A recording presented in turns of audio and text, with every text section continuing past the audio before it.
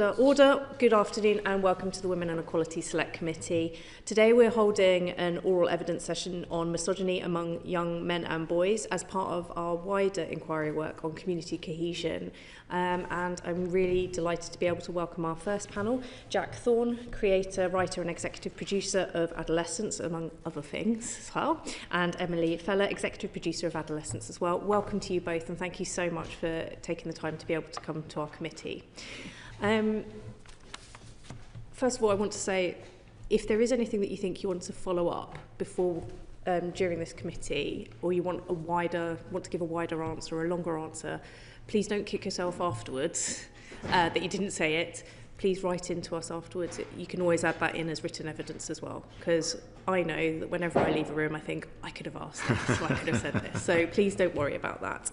So I guess my first question to you, Jack, and then Emily, is what inspired you and Stephen Graham to make Adolescence, and why now?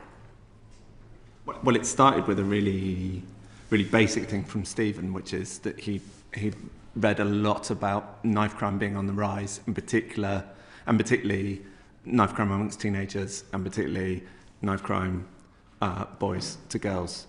And he wanted to understand it, and he wanted to look at it dramatically.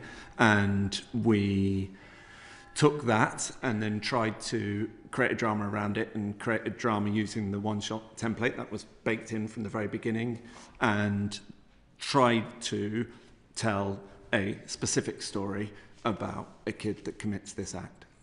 Okay, thanks, Jack. Emily? Our involvement was once Stephen and Jack had a conversation and then bought films alongside our co-production partners.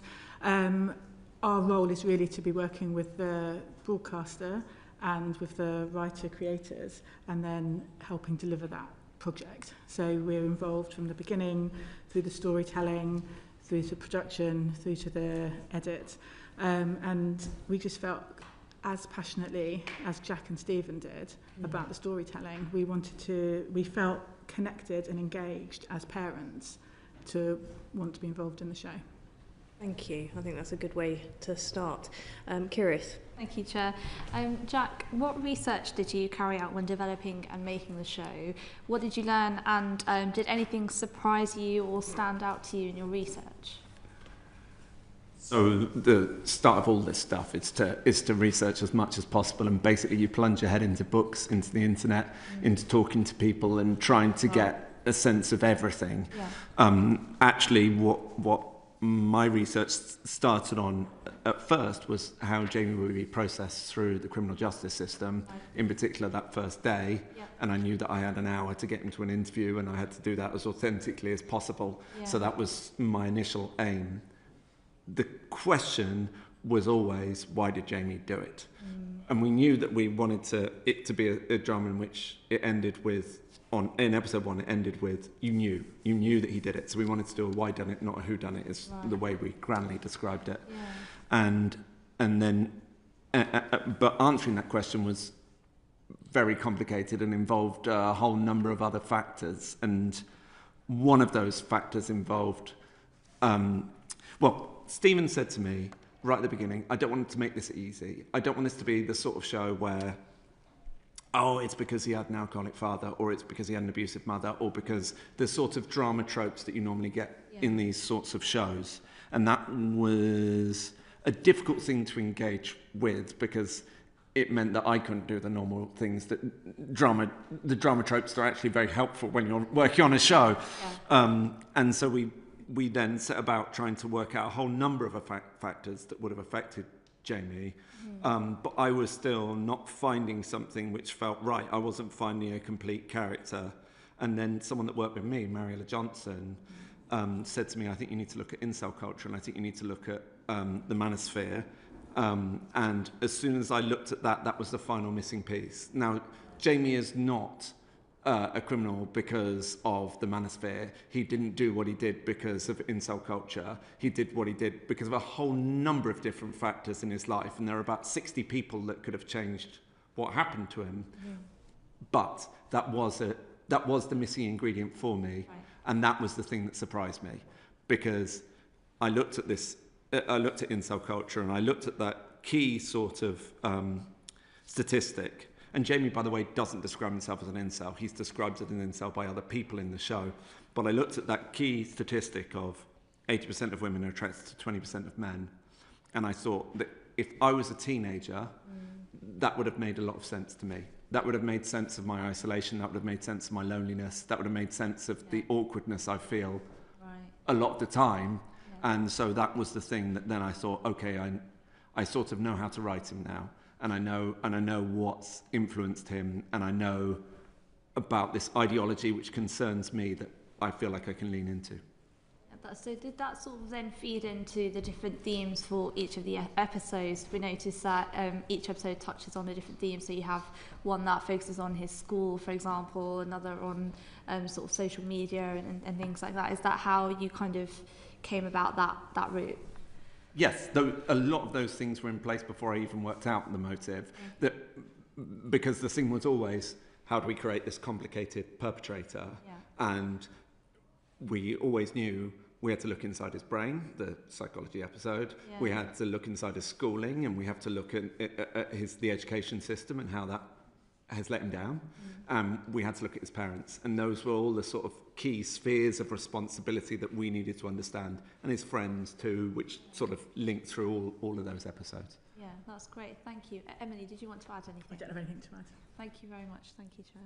Thank you, Kirith. Just wanted to come back on that. So you'd had those clear themes of where, I guess, the responsibility or the interventions could have happened at school or at home and friends, but not social media or influencers. Was that a deliberate choice not to have that kind of theme in with it? Well, I think it is a theme, and I think it does run through the whole thing. And it was, like I say, part of the sort of sphere of responsibility for Jamie.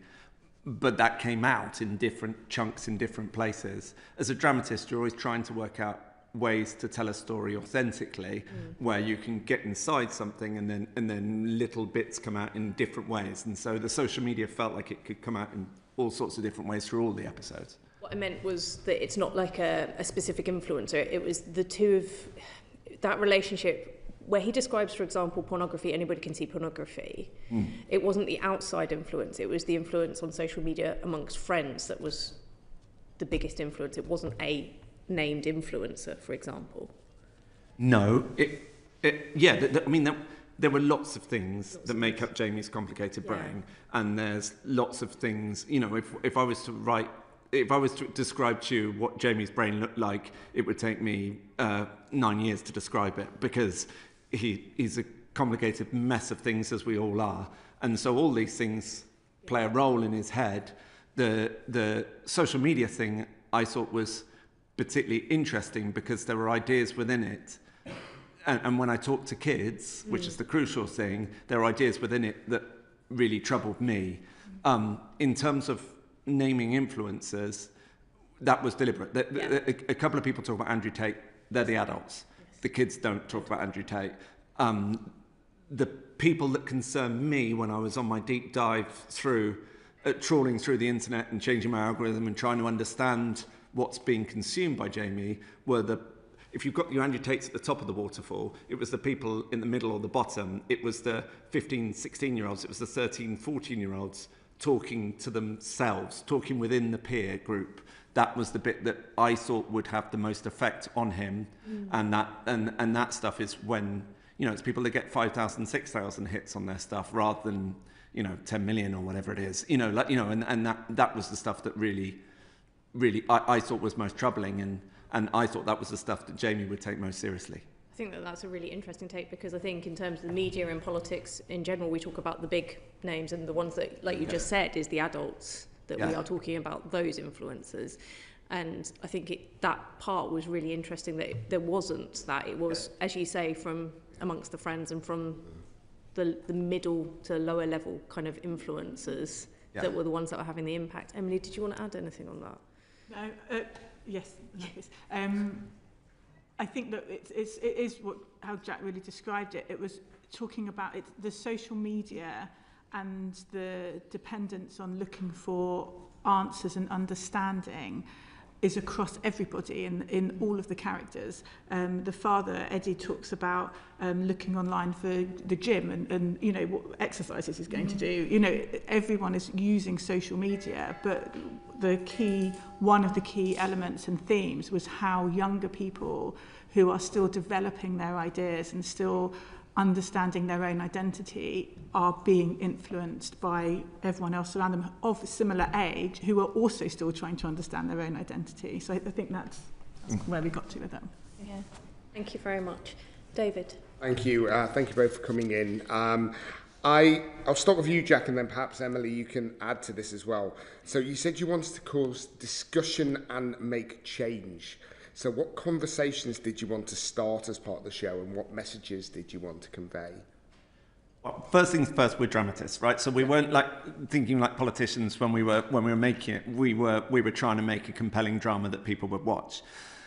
And I think if Stephen was here, he would say that these things aren't as important to him as they are to me, because there were different things that were important to Stephen in the telling of this show.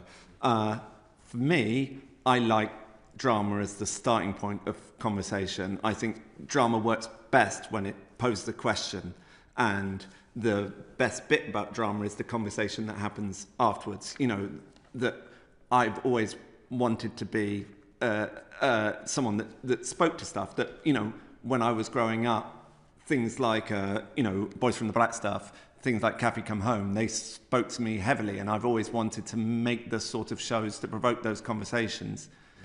In terms of the conversations that I hoped would happen after the show, they've happened at a faster rate than I could ever possibly have imagined.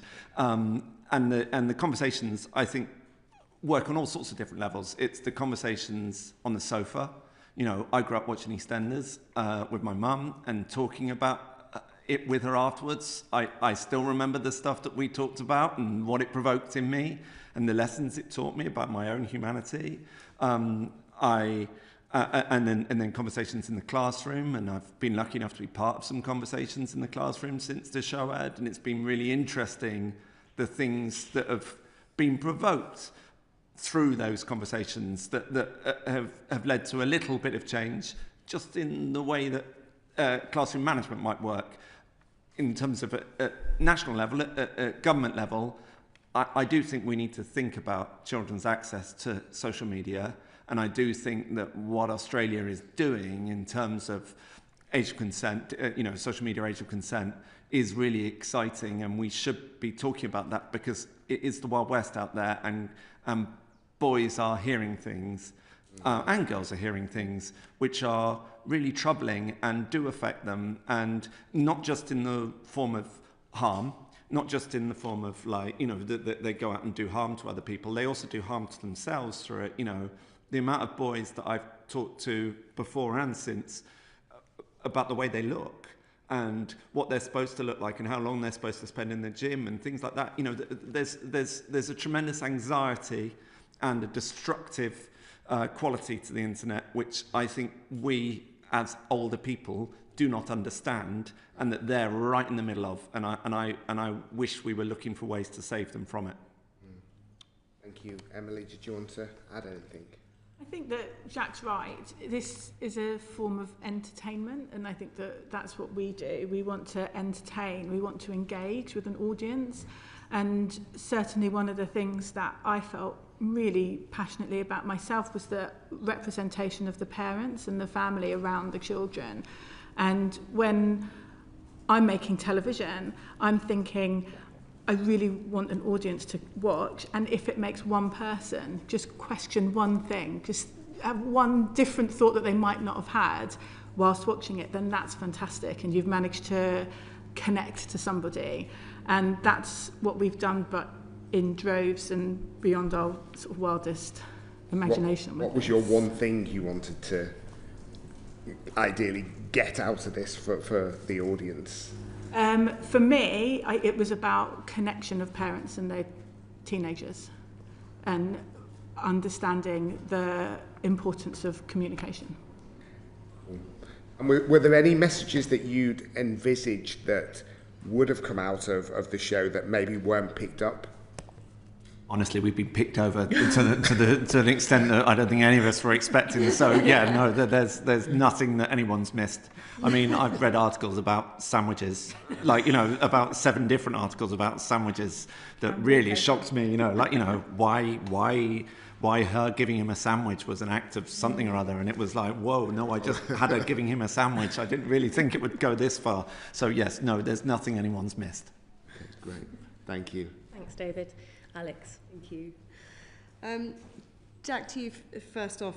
The show refers to, obviously, and we've touched on this a bit, the impact of toxic and misogynistic influencers on young people. Do you think those influencers, why do you think those influencers have had such a success in gaining this following in young men and boys? Well, I think they would have. I mean, there's something about the time, and I think about the insecurity of the time, and I think, you know, I'm guessing now, right? I'm not. There's people behind me that are specialists in this, but I think they would have had that impact on me when I was a kid. I think that line of the world is against you, and you need to fight for normality, is a very, very attractive line, and that thing of saying all these girls that you look at and you want to talk to and you don't know how to talk to, they are poisoned against you by the world. They are poisoned against you by a culture that means that you are a secondary person to them. So therefore you are in competition with the pack of boys around you in order to stand out. And I think that's a very attractive line. I think that makes sense to a lot of people, and it makes sense to a lot of feelings that you have when you're a kid about not fitting in, about feeling like you're on the outside of something rather than on the inside. I certainly felt like that when I was a kid, and I certainly did things that I'm ashamed of now. But this ideology explaining things, I think, would have made it even worse for me. And I would just add to that, I think that from the reading and research that I had done, and anecdotally as well, I think that there's a vulnerability around the people that are looking for this information.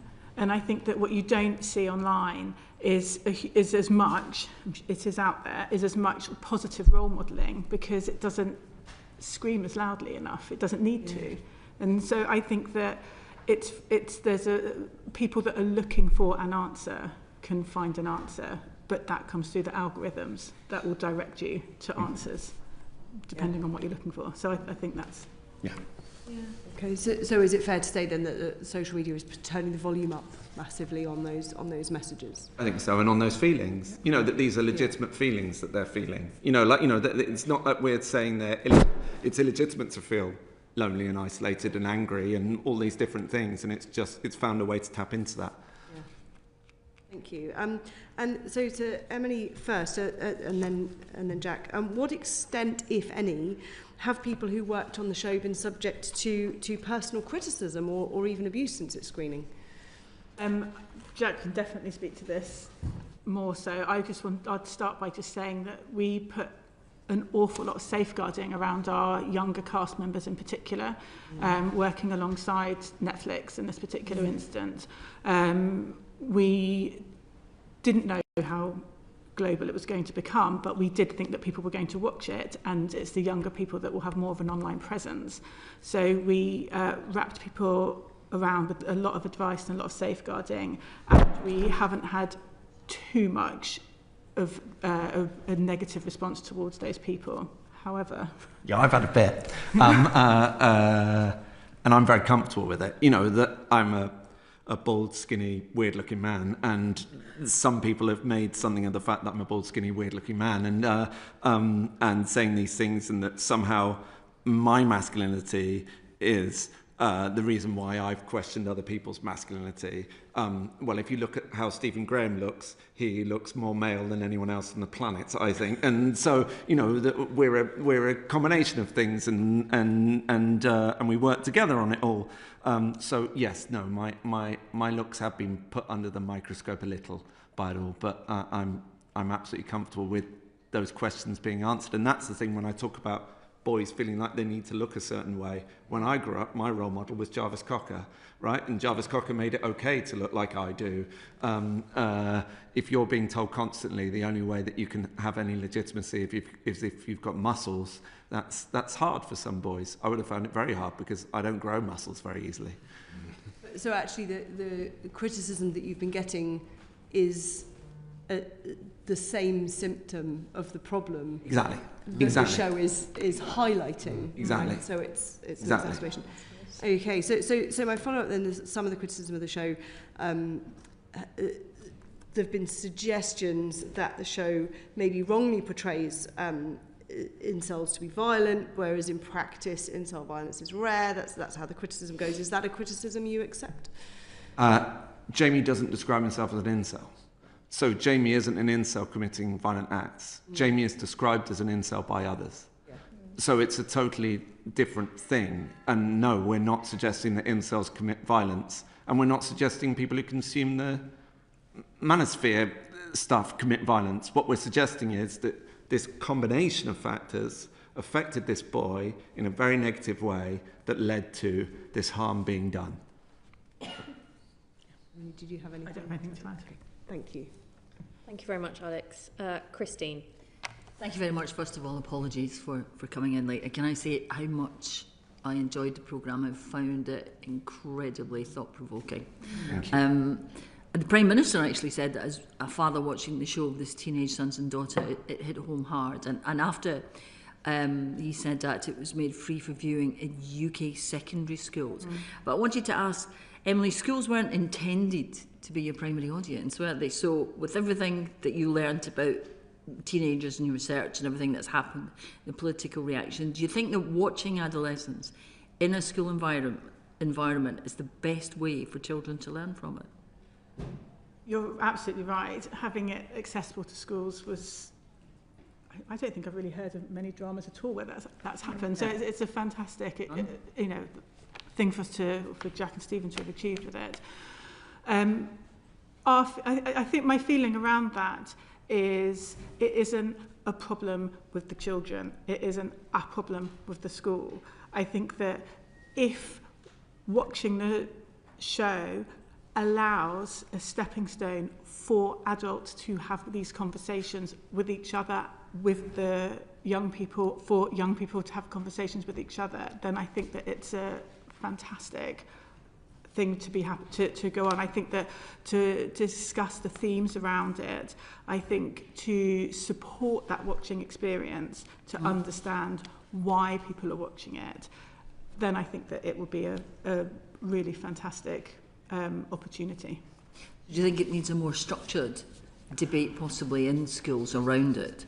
I'd imagine, I really can't speak on behalf of the schools, I imagine no one was planning on just going in and pressing play and walking out the room again. I would imagine that there is a conversation to be had, and I do think that would be an important part, because I think otherwise, again, we're sort of outsourcing young people growing up without facilitating that discussion. Jack, did you have any thoughts on that? Yeah, I think we're a big question mark, and the answers are through discussion.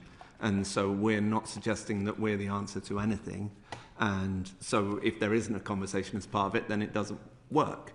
The conversations I've had in schools since this show aired have been very, very interesting with people that have been through it and have led to things that I didn't even consider. You know, I was talking to a group of girls who told me that they don't speak in class because there is a group of boys in their class who scare them and who intimidate them, and so they just don't say anything. Those sorts of conversations happening within a school environment so that the school can challenge that and change that could change education for them profoundly. It isn't the show that's done that, it's the conversation after the show that's done that. And I would just add to that an anecdotal discussion point, but just a conversation that I had been a part of with someone who was a secondary school head teacher of a large secondary school in Manchester, who didn't actually know what I did as my job, was saying, you know, it was very sort of felt as though the show sort of was shining a light just on schools, and it's not the, you know, it's really down to the parents and the families. And so for me, I think if you can engage people like that in this conversation, then hopefully that might allow, again, those people to search for answers. As Jack said, we're not offering the answers, we're just hoping this conversation has been started now. In terms of political reaction, there has been a lot of political reaction for it. Did that surprise you? And what are you hoping that that political reaction, if you're hoping, might lead eventually to? Yeah, it's been hugely surprising, and yeah, I talked about it a bit earlier, but for me, legislation that protects our kids from the internet is a useful thing to do. I wouldn't be so bold as to say what that legislation should be, but I think it should be larger than the stuff currently under discussion. And I do think that what Australia is doing is very bold and very interesting. And if they can pull it off, I hope that other countries, particularly ourselves, would follow it. Thank you. Thank you, Christine.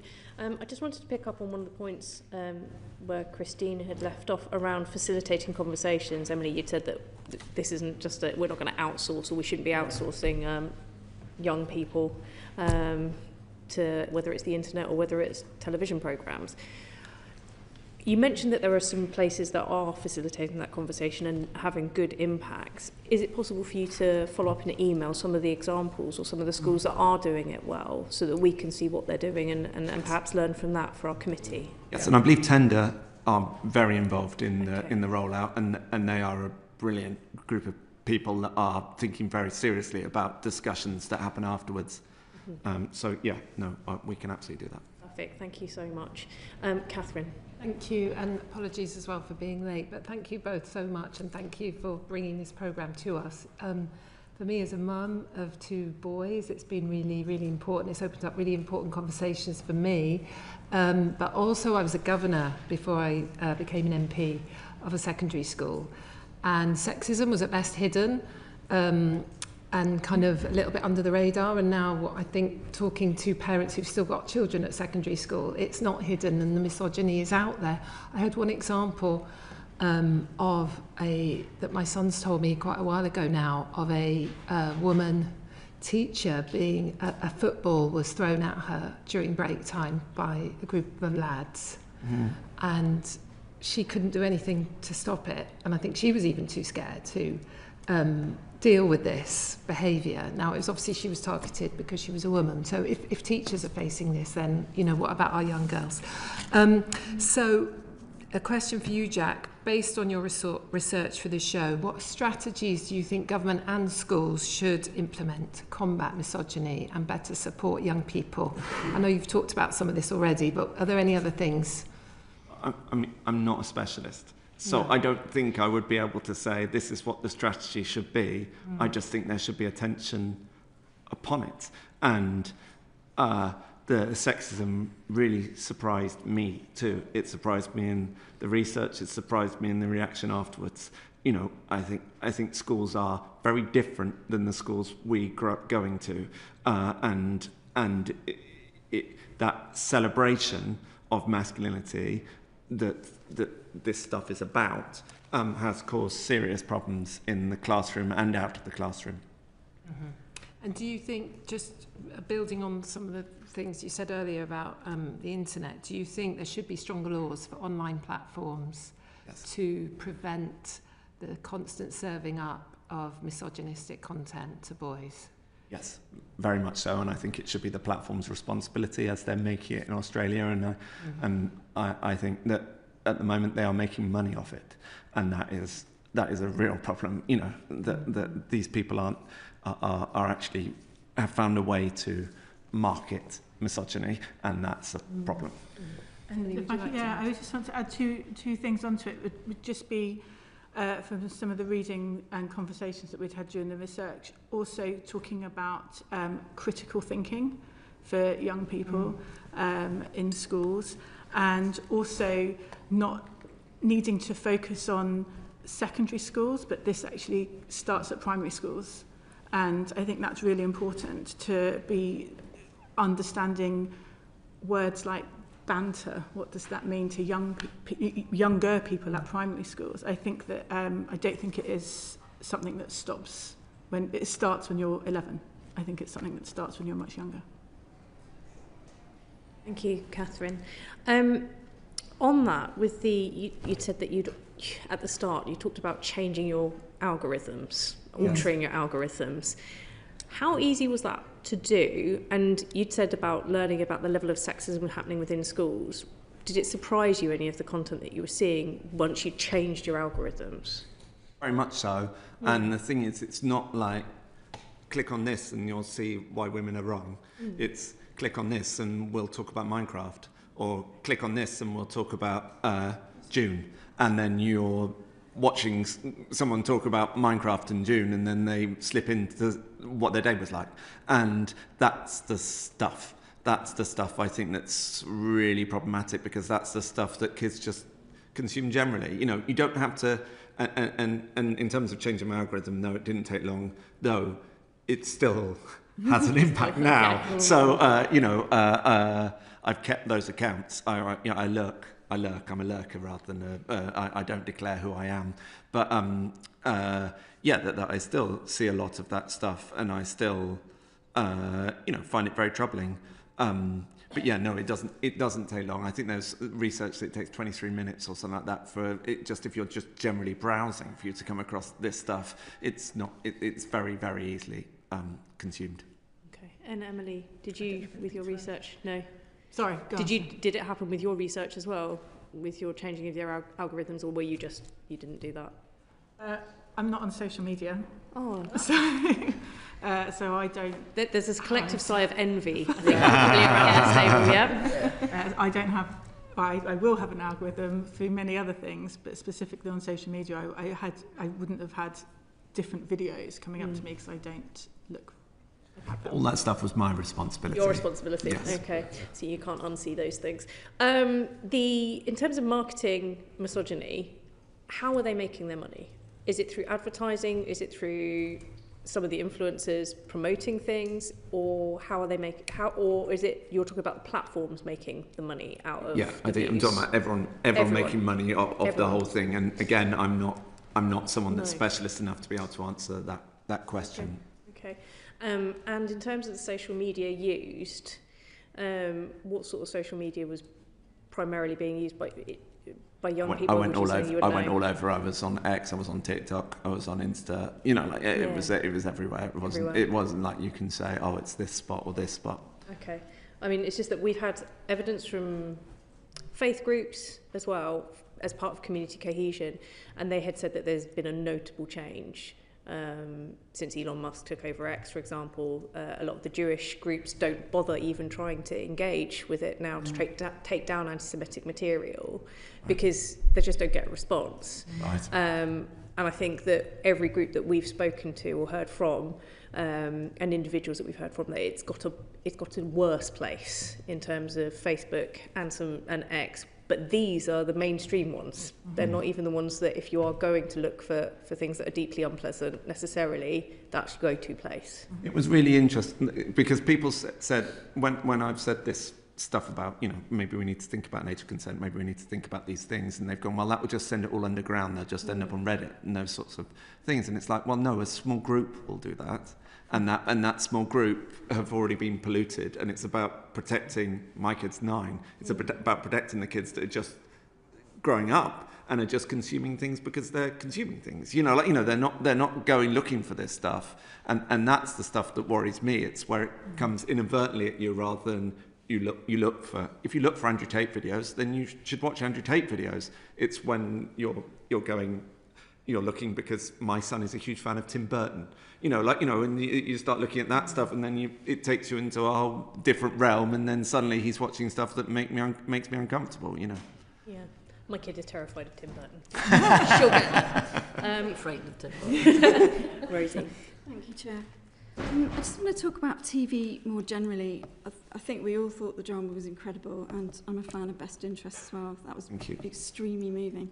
But given the strong engagement from government over your drama and things like the Post Office drama on ITV, is it important that the very beleaguered TV industry gets more support from the DCMS and from the government?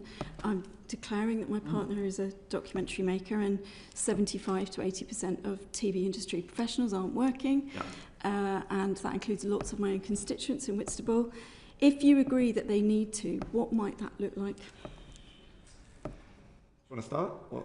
Well, we could talk about the issues within the industry on another time, possibly. I think this is, we're really talking about the themes within the show, and I think that we sort of feel quite strongly that this show is supported within the UK, and yes, it was made with a streamer, and we also work with the public service broadcasters, and we think having that mixed economy of production in the UK is really important to support and to get back to thriving, and we're not a million miles away, but we'll need to keep working with them.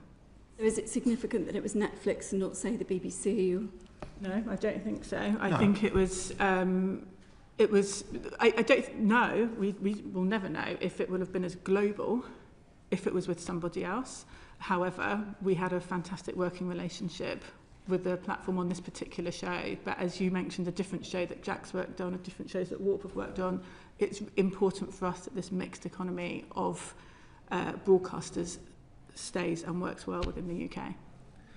I think TV's become quite conservative. I think the reason why TV's become quite conservative is because we are frightened about how to get international finance, and often if you're trying to do something a bit wilder, it becomes very hard to attract international finance, and it's very hard to make something for BBC or Channel 4 or ITV without international finance. And I do worry about the next generation of writers, that they will be told the way to make a show, get a show made, is by putting a murder in it. And I say that as someone that's just written a show that's got a murder in it. Adolescence has a murder in it. But, if we want to create a thriving cultural industry, then we need to be allowing writers to write whatever interests them, be that ice dancing or be that, postal work. And at the moment, because of this squeeze on PSBs, that is becoming very hard for writers, and I do worry for them, and I'm fine.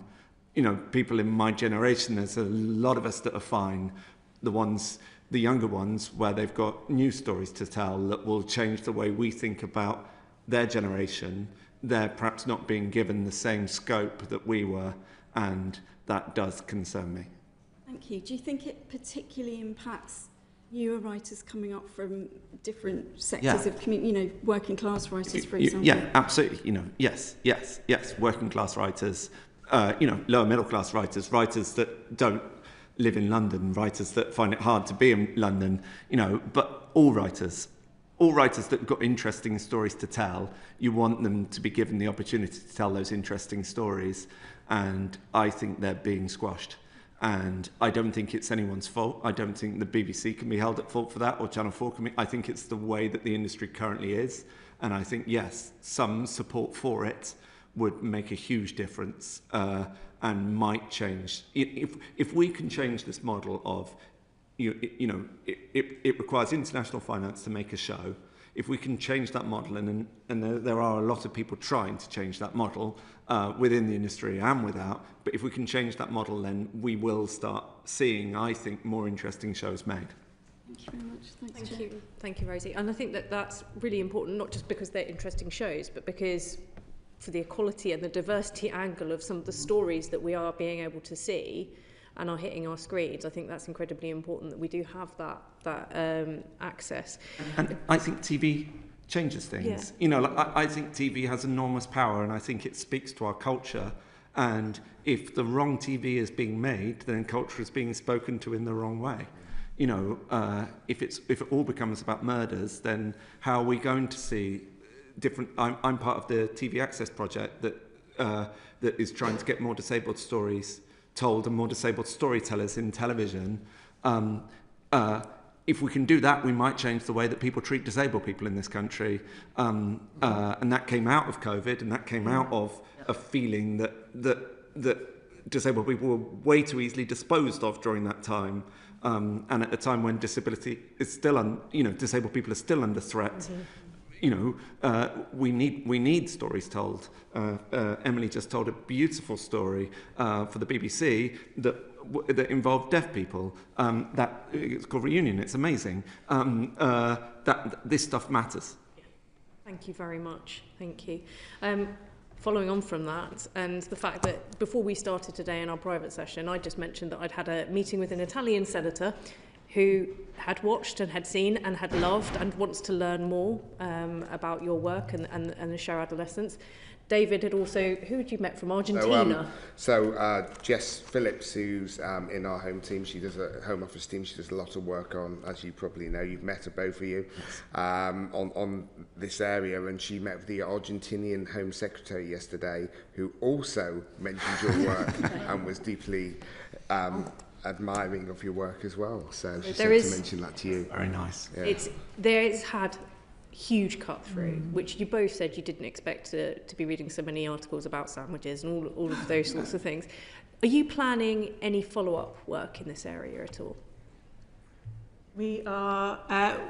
We're having some very positive conversations, and whilst we feel that Jamie's story has been told, the Miller's family story has been told, we'll be exploring what the makers of Adolescence and the writers will be doing all together next. Yeah, I don't think there's going to be a series 2, but there might be something else. Yeah. Who knows? Fantastic. We'll look forward to that. And do you feel any additional responsibility in producing work of this type of social commentary to ensure accuracy and proportionality as well? Did it feel like a burden of responsibility to get this right? But it always does. That's what making TV is. You're representing people and you're putting their stories on the screen. I feel it more keenly when I tell real life stories. I felt it more keenly when I was doing Best Interests, where I spoke to a number of people who'd lost their children, and we actually changed the ending of that show because of a testimony of someone that, it's hard making this stuff, and you are constantly making decisions, as you do in documentaries, as you do in all sorts of forms of television, and getting it right is very, very important. I think you've explained in good detail as to the extent of the level that you did in terms of research and how much you wanted to get this right. How does it feel when you hear, say, the leader of the opposition quote what has been described as conspiracy theories around the race of Jamie being, and she said, fundamentally changed in the story of Adolescence? I think that's to do with her algorithm, and there are a lot of people on X and in other places who make that claim and who have consumed the story that way. That just speaks to what she's consuming online, I think. I think we might all take a lead from Emily and not be on social media. It doesn't make me unexcused. I do understand. I have 2 teenagers as well, so I would say that... It's okay, I left X a while ago and my life has been happier since. But I wanted to ask that because we've seen the Takedown Act in the US, and I just wondered whether we wanted to, if there was any merit, because as you said, Jack, this isn't young people looking for Andrew Tate's or looking for Tommy Robinson or whoever it is. They're looking for Minecraft, or they're looking for a game that they like. Do you think that there would be any merit in tightening up the law in terms of porn, violent games, and even perhaps dangerous disinformation that we'd seen that caused quite a lot of the riots and the violence that we saw over the summer? Is there any merit, do you think, when you saw those algorithms, that actually this isn't, it's not always advertised as harmful content, it is buried within? Yeah, and that's why I think it should be an all-over social media ban. I don't think you can divide this up and go, oh, there's this and there's that, and you can separate that off. And if we talk to them this and that, and if you talk to the amount of kids that take their phones to bed with them, you will be shocked at how many do.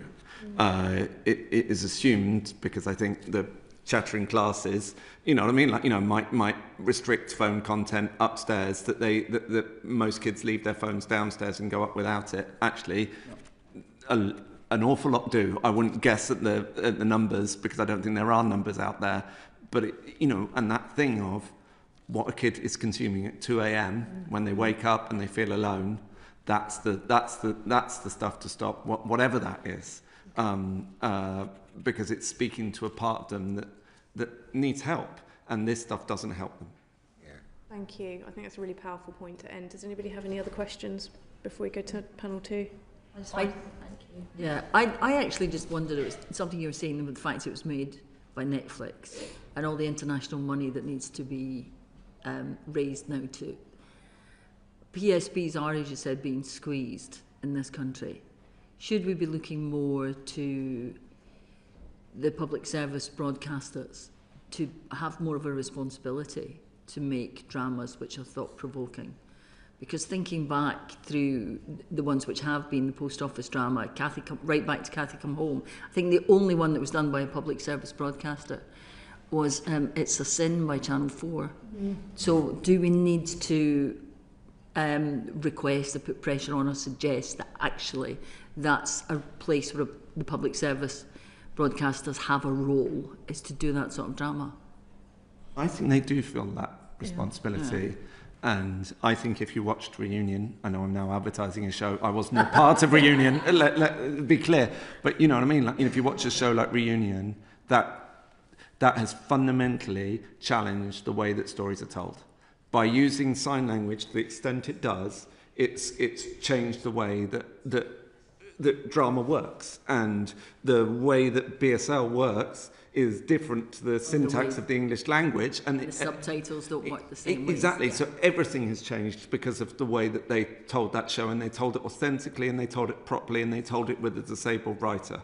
So I don't think it's that no one cares. I think it's that it's really hard to make a show that has an impact. I've tried for a very long time, and you can have little impact, and you can have little impact, and you can have little impact, but what catches fire, you don't know. I would say I May Destroy You was made by the BBC. That had a huge impact. You know, there's a whole number that I could list that I think, you know, challenged our traditional forms of storytelling, and that came from all sorts of different places. Everyone who works at Netflix came through public service broadcasting. Everyone we work with on this show had worked at one of those places. So we all got trained in that world, and we all made this show because of our training in that world. So I don't think it's as simple as going there, not making this stuff. I think everyone is trying to make this stuff. It's just a very, very difficult climate to make this stuff in, because if you are trying to get the Americans to pay for half your show, you've got to take it beyond sometimes you've got to take it beyond the sort of British borders. And if you take it beyond the British borders, there's so few things that travel, you know, and so you end up going, well, if it's cops, everyone knows how a murder investigation works. Do you know what I mean? Like, you know, if it's, you know, it's just about the easiness of storytelling. Yeah, and I would just add, I think that if we had approached this as a drama about social media age of consent, you wouldn't have watched the same show. Yes. And I think that's really important. I think that it really, and that, without sounding too whatever it is, it's really about entertaining and engaging our audience. And if the themes that we discuss for hours and you discuss even more for hours, even more than that, if they get picked up, then that is absolutely fantastic. That's brilliant. And if it's seen as a piece of entertainment, that's, you know, fantastic too. But I think that it's important to, I think the BBC, ITV, Channel 4, Channel 5 do look to create conversation with their shows. I should confess, I came up through public service broadcasting.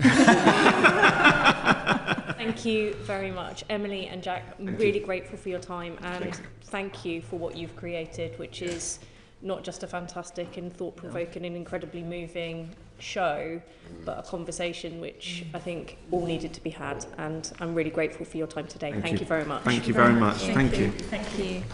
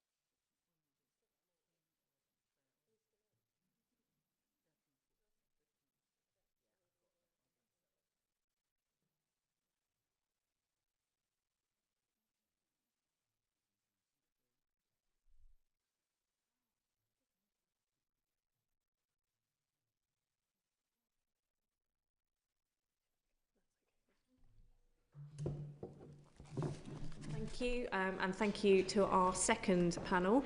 We have Matt Pinkett, Misogyny and Gender Equity Specialist, Engendering Change English teacher. Dr. Daniel Guinness, co-founder and managing director of Beyond Equality. And Darren Northcott, who is now standing in for Jane, who's the Deputy General Secretary of the NASUWT. But Darren is stepping in as National Official for Education. So thank you and welcome to you all. Very grateful for your time. And I'm going to start with David. Thank you very much, and thank you all for coming in today. Darren, thrown in at the deep end, but I'm going to start with you, if I may. Just thinking about misogyny in schools, what kind of misogynistic behaviour are you seeing in schools between pupils? And do you think the level of this behaviour is changing, either increasing or decreasing?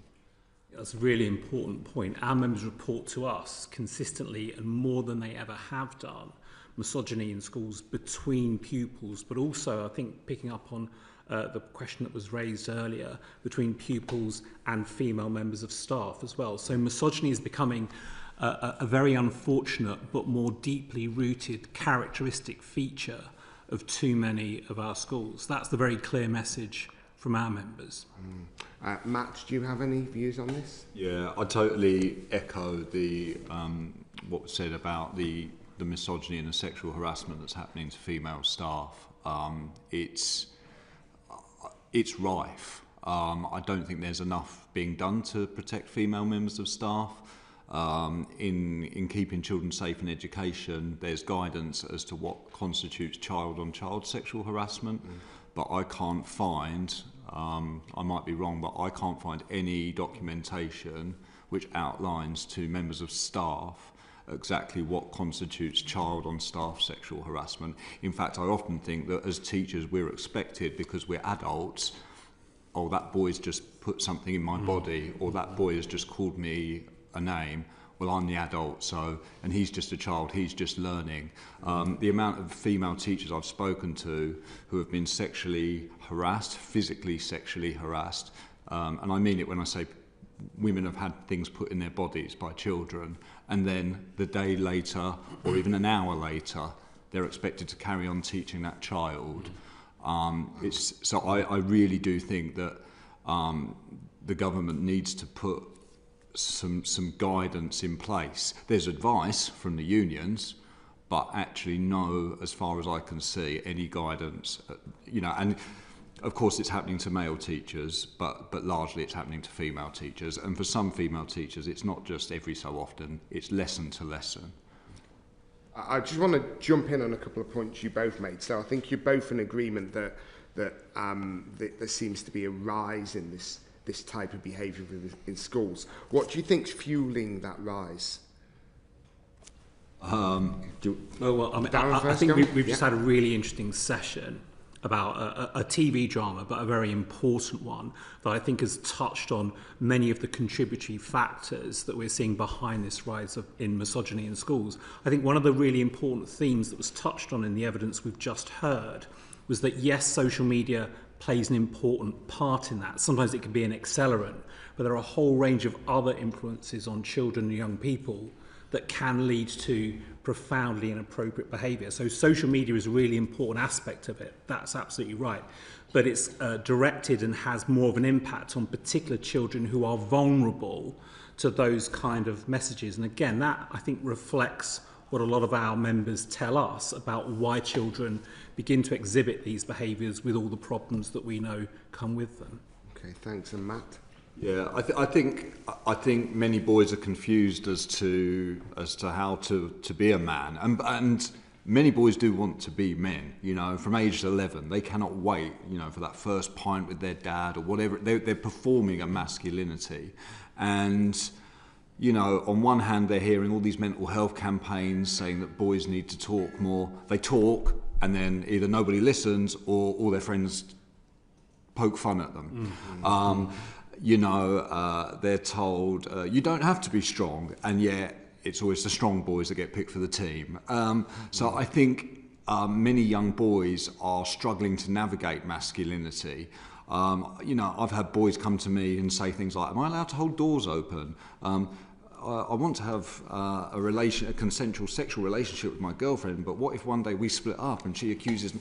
You know, I think they're finding it very difficult, and actually I think the teenage brain doesn't always deal well with grey areas, and so actually just nailing your flag to the mast of misogyny is easier. Do you know what I mean? It's an easier thing to do, and it's especially easy when it only takes 23 minutes for the algorithms to push that content your way anyway.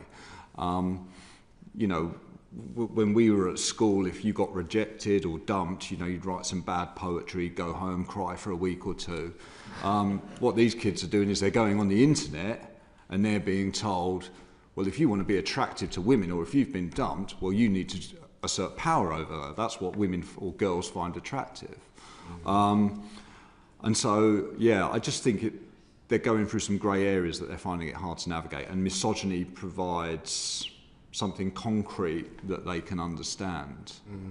Okay, thanks. And Darren, Matt mentioned he doesn't think there's much guidance from the government around the increasing levels of misogyny and sexual assault and so on and so forth in schools for female teachers. So what has been the government response from your point of view? Are you aware of a government response, and what more do you think the government needs to be doing to tackle this issue? I think they're interested and concerned about the issue, so I think that does need to be recognised. I think it's a challenging issue, but I think they do want to engage and help work with stakeholders, work with us, work with others, to try and develop some advice and guidance in this area. This kind of sits within a number of different areas of policy. So clearly it's about behaviour in schools, and that's important. Some of the behaviours that we're talking about would be addressed through schools' behaviour policies. But it's also about safeguarding as well. So we're talking often about children who in other ways are quite vulnerable. And so to what extent are there the services, systems, early intervention mechanisms in place to make sure that children who are vulnerable and their families get the support that they need? Because perhaps one of the messages from Adolescence and some of the other accounts that are relayed, if you like, of this issue is you've got children and families that are vulnerable. Those vulnerabilities and those pressures aren't addressed, and in the end they manifest themselves in these really unfortunate ways. So I think the government's listening on behaviour and on safeguarding, but at some point, and sooner rather than later, we are going to have to get to a point where we're providing good guidance to schools on how they can address issues of pupil on staff violence and inappropriate behaviour and abuse, and particularly that's driven by misogynist motives. To be very clear, that guidance doesn't currently exist. Not sufficiently, no. There's no guidance you can go to. There is, as I think was mentioned earlier, there is guidance on peer misogyny, and that I think schools do find helpful to an extent. But there isn't the extent of guidance that I think schools would want to see in relation to how pupil inappropriate behaviour in respect of adults is dealt with. Not certainly that I think is sufficient to address the nature of the problem. Thank you. Matt, you wanted to just so just about that, about the guidance on I think the language now is child-on-child sexual harassment in schools, so keeping children safe in education. Previously there was actually a document called Sexual Violence and Sexual Harassment in Schools, in which it very clearly outlined what behaviours constituted child-on-child sexual harassment. That document has now been withdrawn, and the information within it has been subsumed into Keeping Children Safe in Education, which is a 185-page document that reads very much like a legal document that many busy teachers don't have time to read in its entirety. Also, only part one of that documentation is actually recommended reading for teachers. The rest is primarily for school leaders.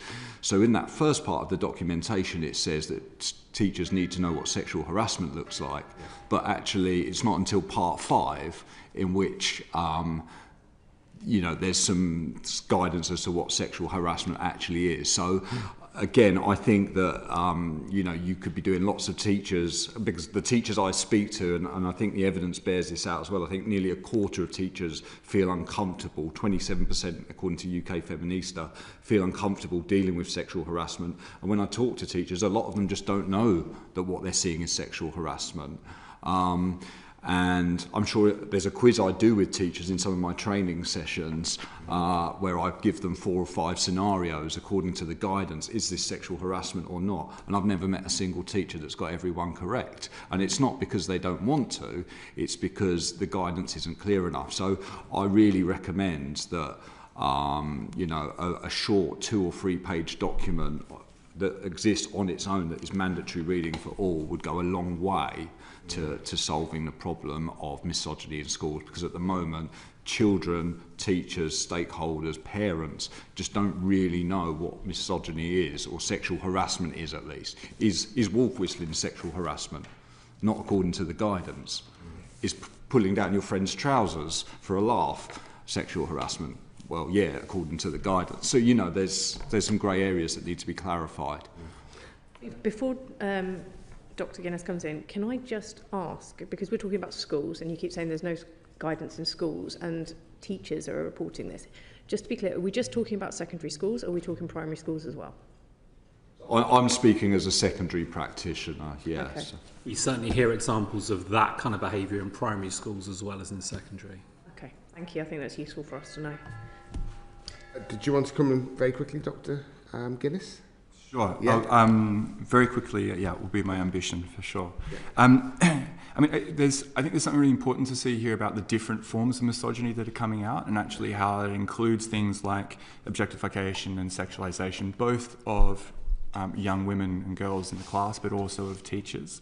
Right the way through to things like biological essentialism and discrediting of women's ability to do different roles.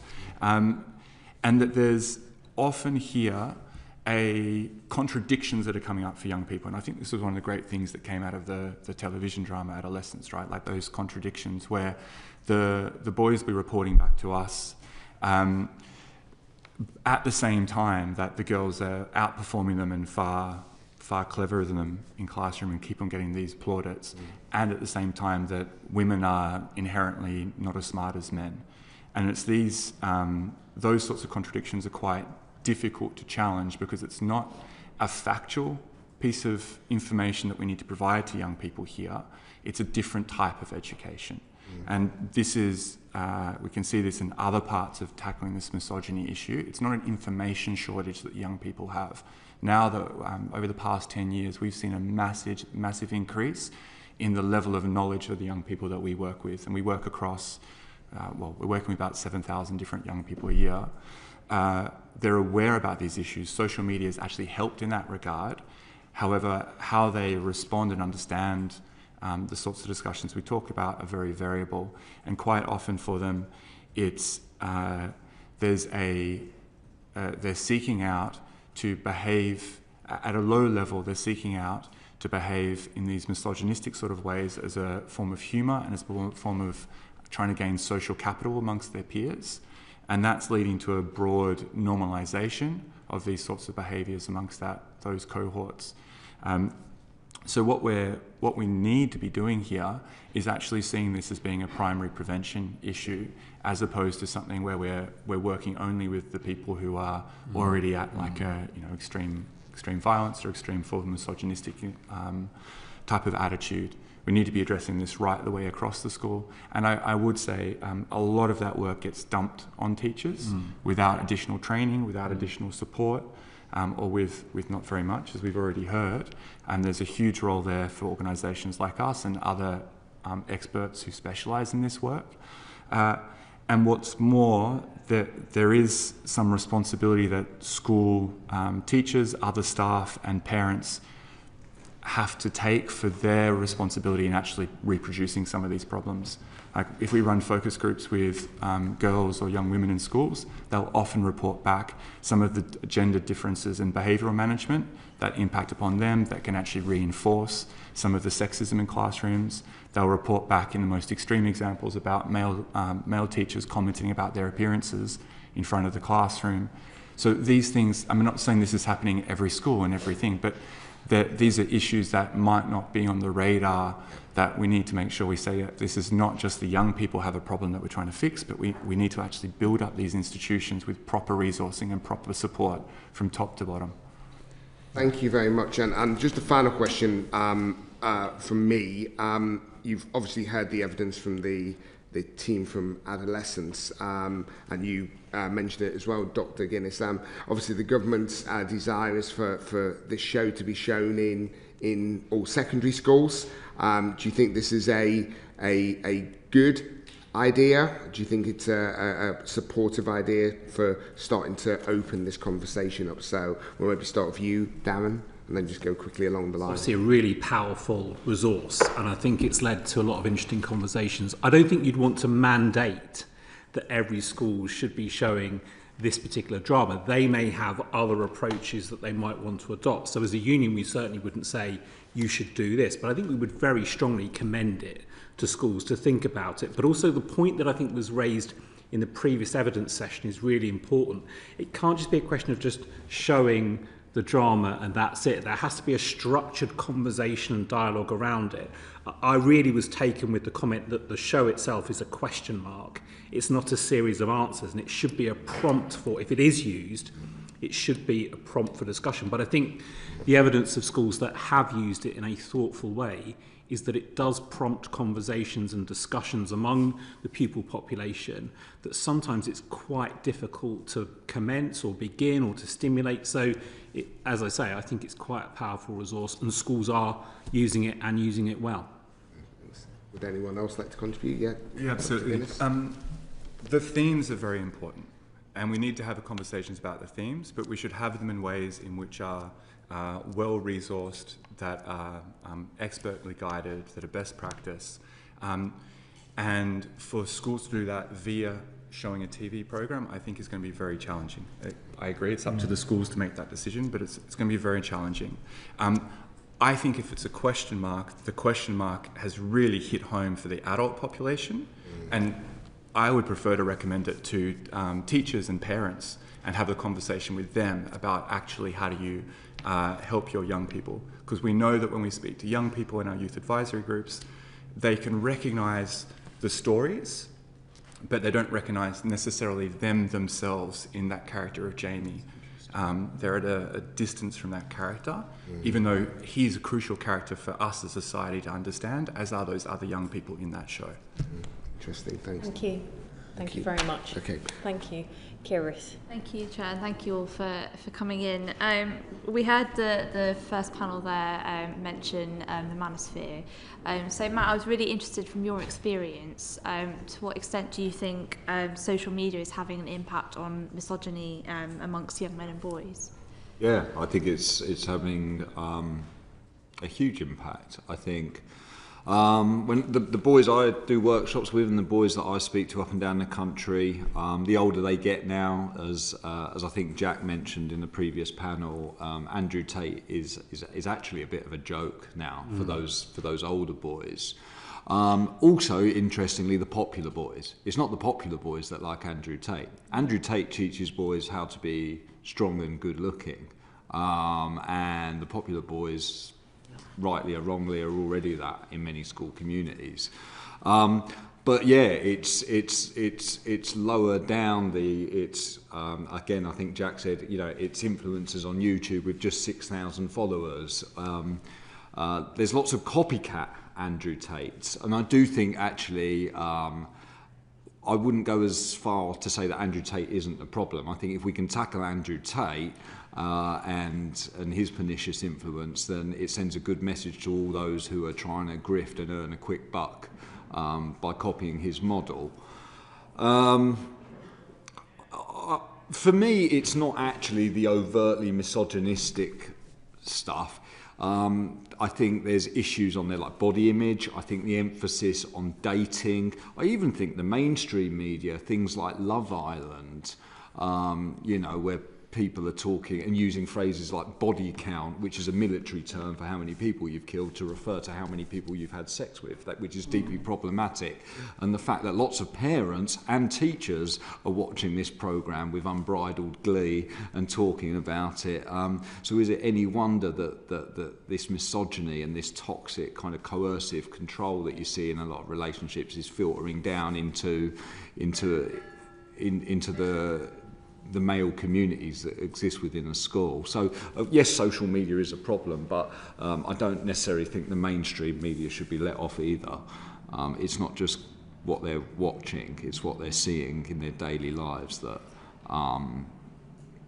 is having an impact too. Yeah, Daniel. Thank you. There's something here which is, again, Adolescence captured it very well, but if we look at why young men are actually attracted to this thing, a lot of it is that needs to be understood in terms of their unmet needs. Like, they're going because they're confused about their relationships, about their own well-being, about what it is to be an adult and be valued in our society, etc. And I think a big clue in tackling the online spaces is actually provide those sorts of conversations and that sort of support around all of our young people through community programs, etc. There's a recent report, I think, released last week on Thursday by Movember, which was looking at the influence of manosphere influencers. And one of my colleagues sat in the back row there, was part of the research group there. But some of the interesting things for me coming out of that report was the correlation between people who, men who consume a lot of manosphere content, actually feeling more optimistic, but at the same time having worse outcomes in terms of poorer mental health, in terms of taking riskier attitudes to their own bodies, in terms of severe like self-reliance, all of those sorts of things. So we can see here that people are looking for a particular answer. They're finding it, as we've heard from a lot of different people, through these particular versions get pushed through them subtly or explicitly through algorithms. But if we can actually address some of those underlying concerns, we'll go a long way to stopping the appeal of these more pernicious places. That's really interesting. Darren, did you want to add anything? Just to say the kind of challenge that adults face in this space is that a lot of the discussion is around Andrew Tate, and we know that there have been surveys done recently about the extent to which Andrew Tate's content has penetrated that 16 to 25-year-old demographic. But I thought it's very interesting, some of the commentary around adolescence was that some of the children who are maybe in that younger phase, so say 12 to 16, didn't really know who Andrew Tate was. And if they knew about Andrew Tate, he was someone who they knew people who were older than them talked about. So it's so fast moving, and it's a real challenge, I think, for staff working in schools, people working with children, to try and make sure that they understand what's current and what's having an impact now. And again, that's something you often hear from teachers. Yeah, and I think that's why shows like Adolescence are so important, because for me as a new parent coming into a new world, I mean, my son's 2, so I'm not new, but it is something that I'm starting to think about, having a little boy in the kind of world that I'm in the kind of work that I do. And so it's opening up that conversation. I think that's why shows like Adolescence are so powerful. But I think I want to touch on, again, something else that the first panel mentioned around the way that this content and algorithms sort of expose young people to this content. So I know video game chat rooms, for example, are something that a lot of younger boys use. So is that another sort of gateway into this misogynistic kind of content? I don't know enough about it. I know that it can be misogynistic. But. Yeah, and I'll have a look and send the report across, but there was a recent report that I was reading just in terms of how quickly the chat rooms, people are actually exposed to content which is either overtly sexual or misogynistic or racist and things like this that are coming up in chat rooms. I also know that there's a lot of work being done by those sorts of spaces, particularly like AI regulation of comments and of verbally made comments. So I know there's work being done in those spaces, but it does seem to be like a really important place, because it's often where parents will, let their kids jump online and play for a few hours, because for various reasons, not expecting that there's something else going on through the headphones or in the chat box on the side. Did you want to add anything there, Darren or Matt?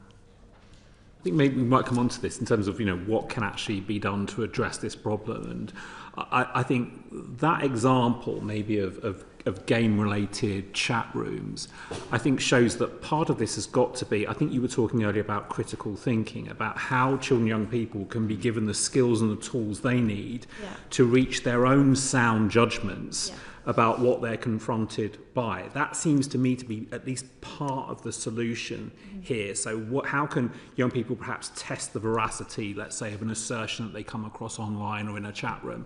I think that's a really important part of it. We've got the Curriculum and Assessment Review in England currently underway. I know that they are interested in those kind of topics and those areas and how those might be supported through the curriculum. But I think that shows that, yes, there are all kinds of interventions that we can make, that the government can make. But I think if we can give young people the confidence and the ability to maybe engage more appropriately with the material that they encounter, that might be a big part of getting to a better place. Yeah, Daniel. Particularly because the subcultures around each of these places are very different and also constantly changing. So we're not going to be able to actually, no teacher, no educator whatsoever is going to be able to say this is everything you're going to encounter and what it means and what it might be interpreted as. That's in constant flux. So it's much better to upskill the young people to do that work for themselves. And our experience as an organisation is they actually A, enjoy it, and B, really can do that work quite successfully if given the space and a couple of tools. Yeah, and I guess it's especially important when we're sort of quickly realising that access to this kind of content and these kind of cultures is quite insidious actually in the way that it's consumed. I wanted to come back a little bit about and talk about misogynistic influences. Matt, I think you touched on this earlier, but why do you think this misogynistic influence? I think Jack mentioned this marketing of misogyny. Why is it so successful? Why is it taking on? I think that I think that so much of teenage life is focused on romantic or sexual success and physical attractiveness. Now, that was the case when I was at school 10 years ago. But, now with social media, even the positive influencers, I'm not talking about all of these toxic ones and the alpha bros, even the good guys, they've all got these six packs and, these beautiful girlfriends and wives and the beautiful homes. And this is the kind of stuff that kids are seeing all of the time. And, when they get into the school environment, your status in the student hierarchy is determined by how attractive you are to members of the opposite sex. Now, if you are someone who has not found their feet in the dating game at 15 years old, 16 years old, what these toxic influencers do is, firstly, they provide an explanation for your lack of success. Things like the 80-20 principle. Okay, well, you're, as a man, you're disadvantaged anyway. So not only does it provide an explanation, but it also provides a way out. Give me £5 a month, sign up to my blog, and I'll tell you how you can obtain wealth, how you can assert yourself over women, how you can look good. I'll give you a gym program. They're monetizing it. So I think it provides very useful explanations for their failures, and also a way out of it. And there are many ways for boys to fail. We're in constant competition with each other, to be the best at Fortnite, to be the best at football, to be the funniest, to be the best dressed. And you can't possibly be all of those things all at once. And so what they can guarantee is that every boy is going to be a failure in some area. And how about we tell him that we can sort him out? And that's what they're doing. Yeah, Tanya, briefly. Oh, sorry, I just wanted to say before we move on to your next section, please. Thank you. Briefly, Daniel. There's something I think really interesting in this where I spoke to our schools coordinator today, and he said one of the things he really wants to get across was there's a difference in the answer the boys will give when you ask them what's a good man and what's a man that you look up to. And the first one, they'll be talking about their teacher, their brother, their dad, someone in their community that has these wonderful positive attributes that we probably all would also see. And then the other one is someone who doesn't have to go through the hard stuff that their brother and their uncle and whatever else has to go through because he's a professional athlete or a movie star or whatever else. And I think for us, somehow we've got to get through and actually help those young boys understand that being that good man is also a pathway to really good things in your life, because it's not the message that they're getting. Thank you. Darren, I wanted to ask a little bit around what extent you think the manosphere and misogynistic online content sort of translates into more violence against women and girls, including sexual harassment on and offline.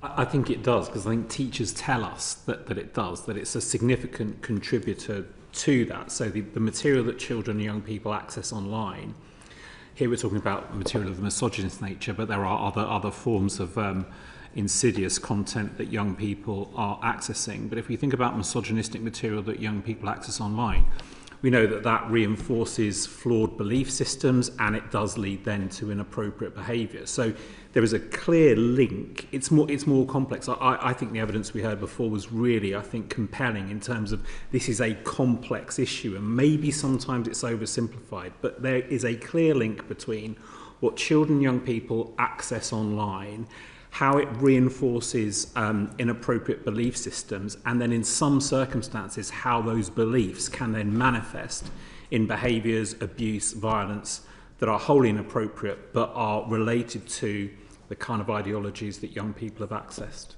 Right, thank you very much. You on to your next section, or you? That's it. That's it? Yeah. Okay, that's all right. I just wanted to make sure. Rosie. Thank you, Chair. Just want to talk more broadly about phones and social media. Matt, what impact do you think screen time, phones and social media are having on young people more broadly?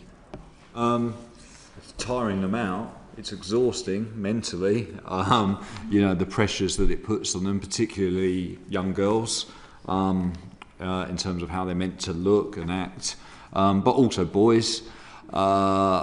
Many of the boys I work with up and down the country are just tired all the time because, as has been said previously, they're taking their phones to their rooms and they're not coming off them.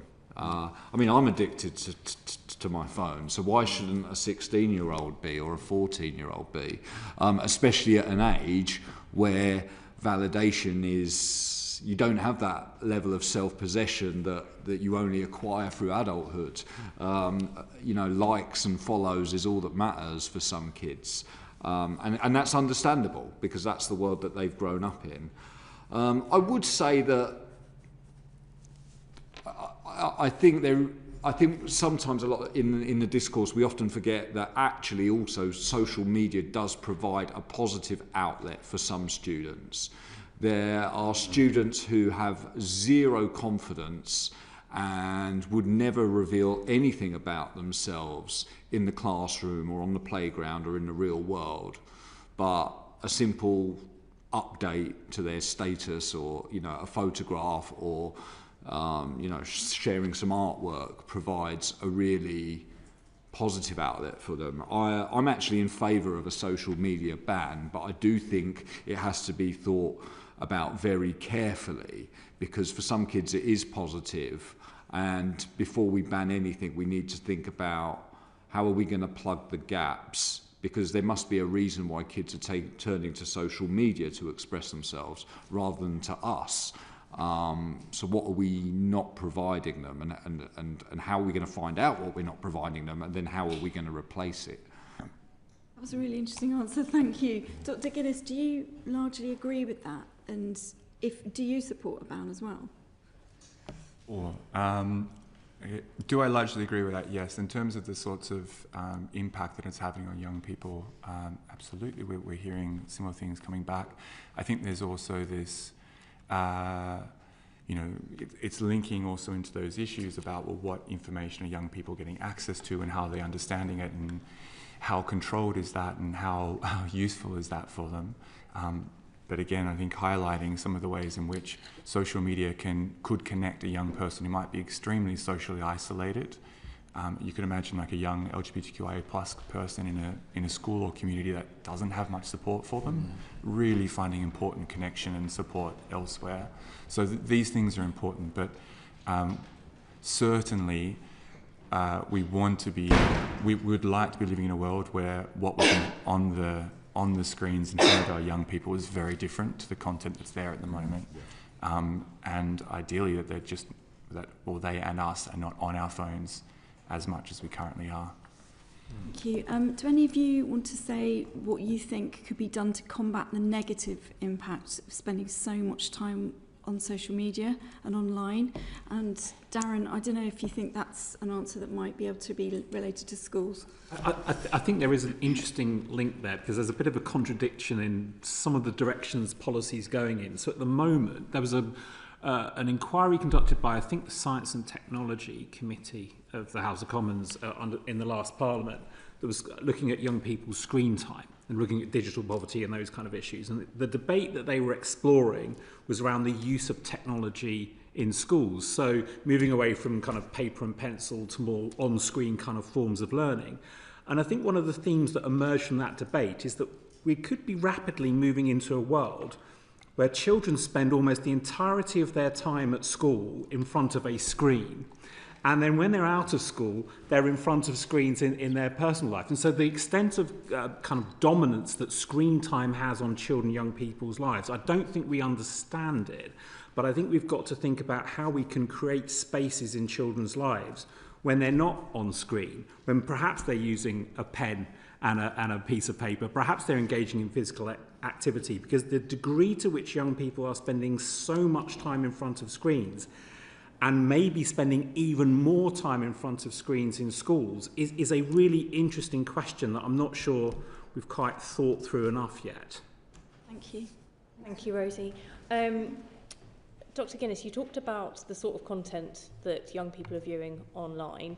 Obviously, one of those areas is pornography, particularly violent and often misogynistic pornography. One study found that 13% of sexually active girls aged between 14 and 17 had already been choked. What do you think the role of violent and often misogynistic pornography is playing in this rise of misogynistic behaviour and attitudes? Yeah. I mean, the choking example is very important to look at because it's a clear demonstration of the ways in which what is considered amongst a younger generation as normal sexual behaviour has shifted markedly. And now, actually, it might be exactly the same study or a related one that showed that there's a very large percentage of young people who see that as a normal part of sexual activity, rather than being something that's either, that could be harmful. It's like this is actually sort of what's accepted in an interaction. And that's come through because of what sorts of pornography exists that young people are accessing. And I think there's something very important here about actually the regulation that exists for pornography, particularly online pornography, and the fact that all of these things are voluntary, that we don't have the BBFC actually going through that content and applying regulation. And it seems like a very worrisome and outdated loophole that exists there for the place that actually most people are accessing pornography, if that's what they're doing. So there's something very important that we need to be doing to make sure that whatever images that young people are seeing, that we're trying to make sure that those are being accompanied by information for those young people around. Sorry, I want to be very clear here. We're not trying to show porn to young people. That's really important. But recognizing that young people are actually coming across these images, we want to be making sure that firstly we regulate what is out there and what is in the mainstream. And then secondly, that we're actually giving the young people the ability to have some literacy around that content and to actually understand that this isn't where you get your information about what a healthy relationship is. We're not, a lot of the porn that's consumed doesn't show consent conversations or people actually saying, I don't want this, not talking about desires. It shows a lot of racialized sort of ideas get pushed forward. A lot of ideas are placed there which normalize violence or normalize these sorts of interactions. So it's very important that young people are also given very comprehensive education around, well, what are healthy relationships and how do you form those healthy relationships with somebody? That's a really crucial part of this picture. Thank you very much. Christine. Thank you. I wondered if we could ask Matt, first of all, we've talked a lot about the online challenges, but do you think there are other key challenges that face maybe young men and boys today? How are they different from previous generations? And do they feel that maybe those things are being ignored by the mainstream in politics? Yeah, well, I'll ask Matt first. I think body image is a huge one. The pressure on young boys to look muscly, low body fat, six pack. I think we really underestimate the toll which that has on young people, on young boys particularly.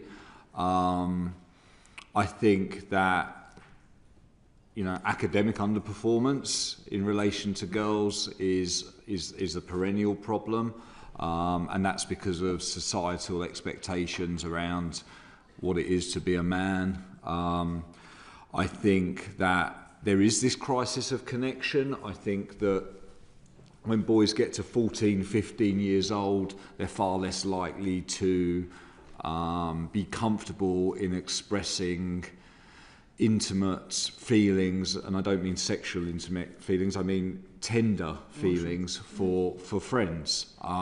In 11 years old, a boy might say, yeah, I've got a best friend.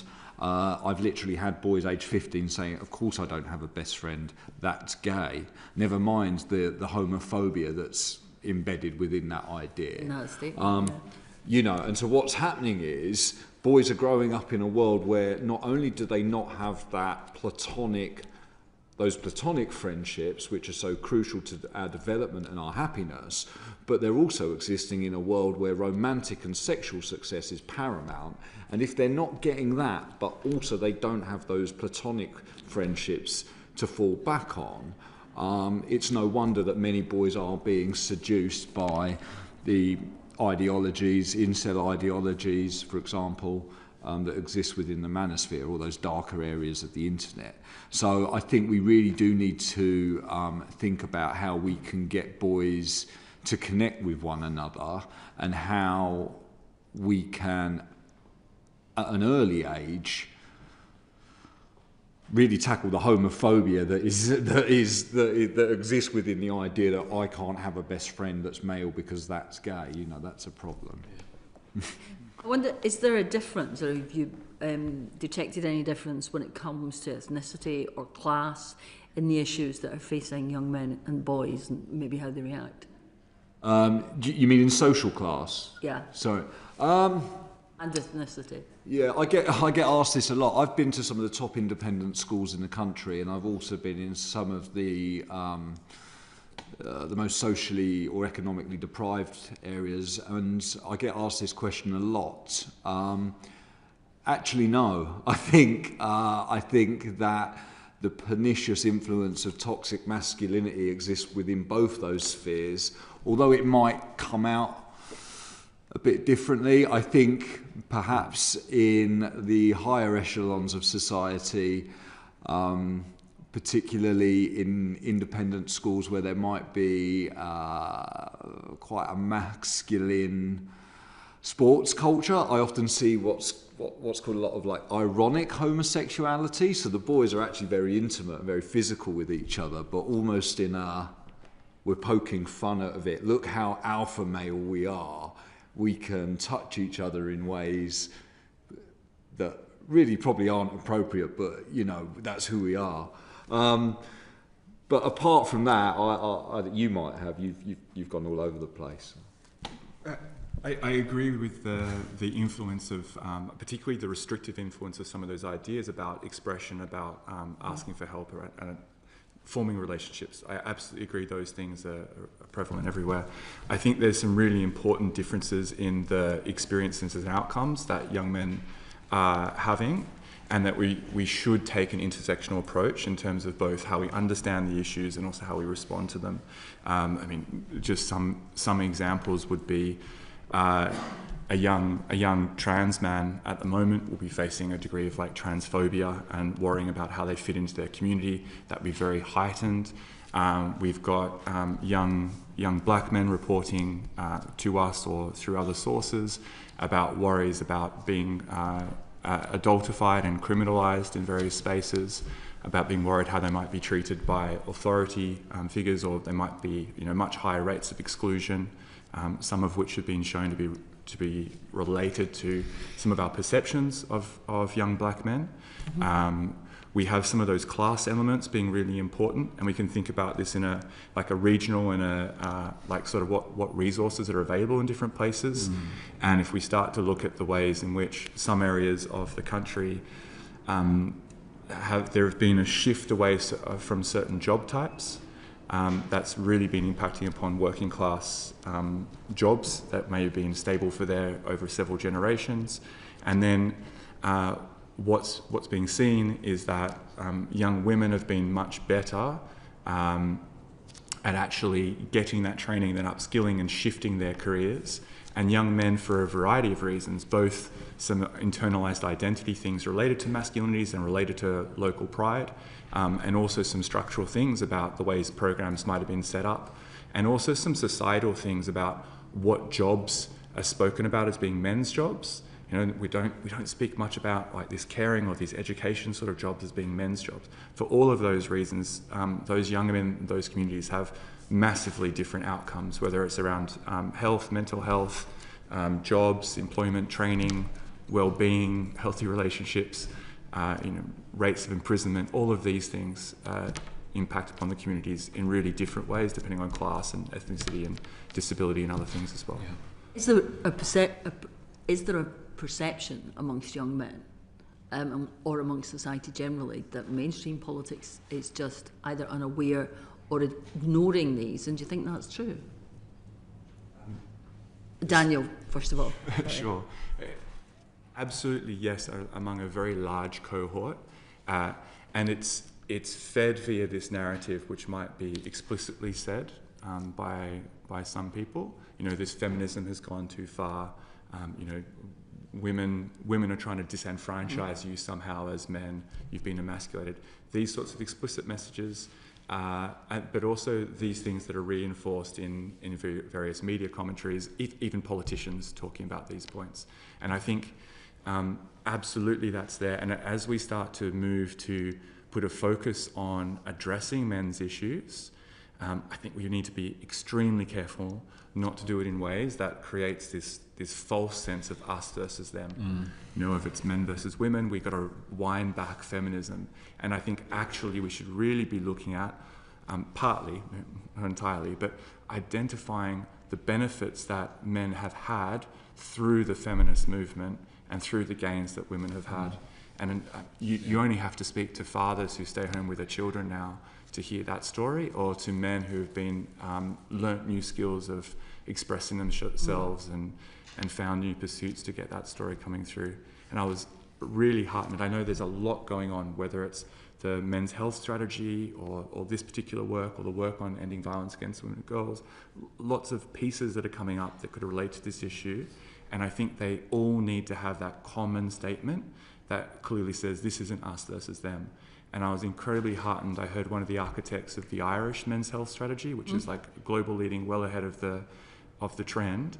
And he came in, and the first thing he said was that when they set out their policy, their intentions, they said it was going to be intersectional, that it was going to be feminist informed, and that it was going to talk about men as not being the cause of their problems, but as people who experience those problems. And for me, I was like, that's a nice, simple way to cut through a lot of this noise and link these different policy areas together. I think there's do those perceptions of feminism, or from what you're saying, it sounds to me as if you think those perceptions of feminism have played into the creation of this kind of manosphere attitude. Certainly. If you think about what's the experience of a teenager who's grown up over the past 10 years, they've lived through their online lives, which is possibly one of the most important parts of their lives, have been shaped by things like Me Too, by Everyone's Invited. They've been shaped by a lot of movements that have said, we need to care about women's rights, and And also they've lived through moments where there's been very, I think, harmful and simplistic messages like all men are trash or this sort of thing, that they haven't been able to, it's hard for a 15-year-old to comprehend that the type of expression of built up frustration that can come out in a moment like that, which I think is important to let out, but it's hard for them to hear that and not think that's a comment about them personally. And I think that's a crucial part of that fertile ground that these misogynistic influences, plant their seeds in. Because there is a sense from some of the well, not just boys, you can see these people in politics and in the media, but there's a sense there that men have been attacked by some of these movements that have been for social progress and equality. Them and us is already there, and we just yeah. Thank you. Thank you, Christine. Thank you. Alex. Thank you. Diana, I'm going to start with you on this one, if that's okay. What do you think of the use of the term toxic masculinity? Yeah.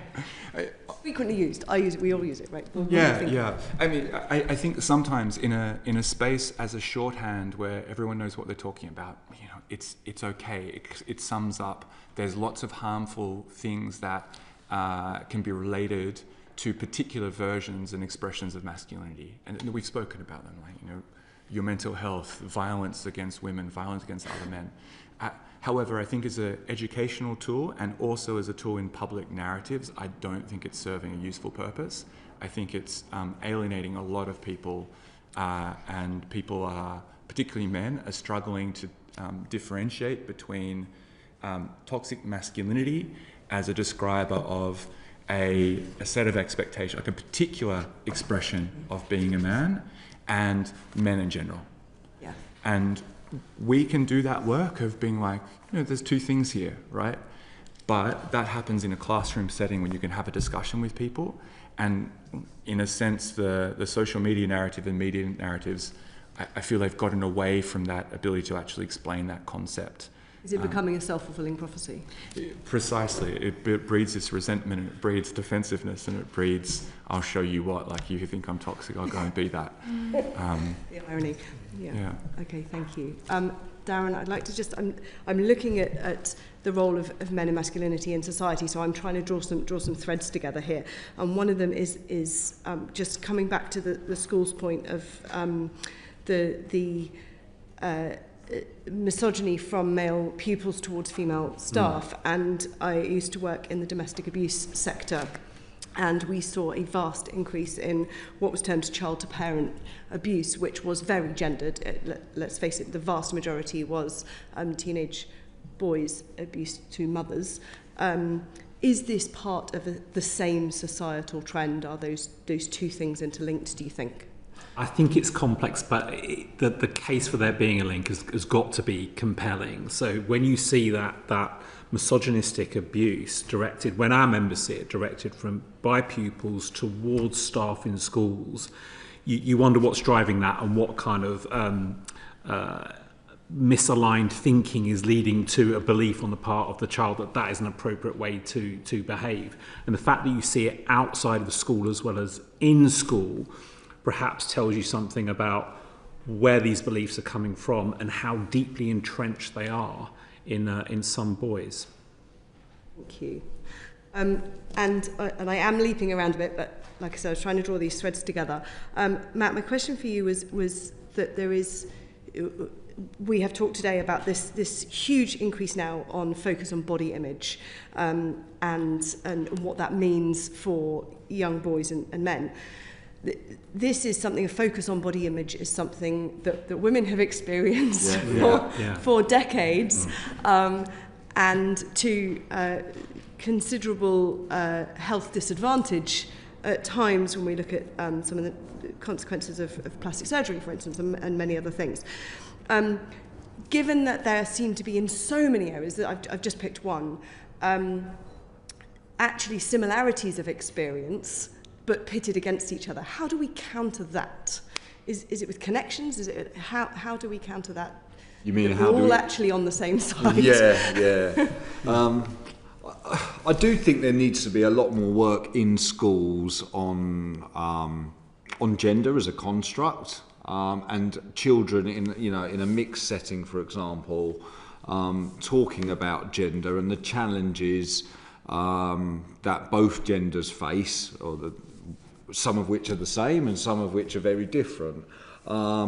Given its grip on media, politics, relationships and society in general, employment, it beggars belief that there isn't a more structured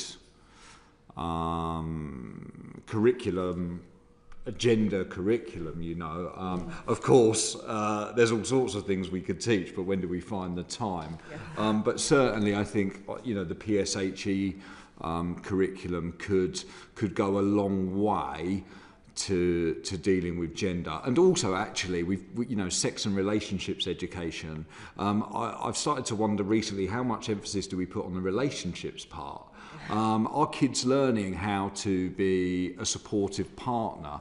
Are kids being told, about online dating and what that might look like one day? Are kids being told about coercive and control? And are they being taught about how you should refer to somebody that you find attractive? And I don't know if there is enough on that side of things. So many boys and girls, there is this constant binary because they've never had this shared discourse about this confusing world of adolescence, of adulthood also, which they're all trying to navigate really together, but struggling at times, Thank you.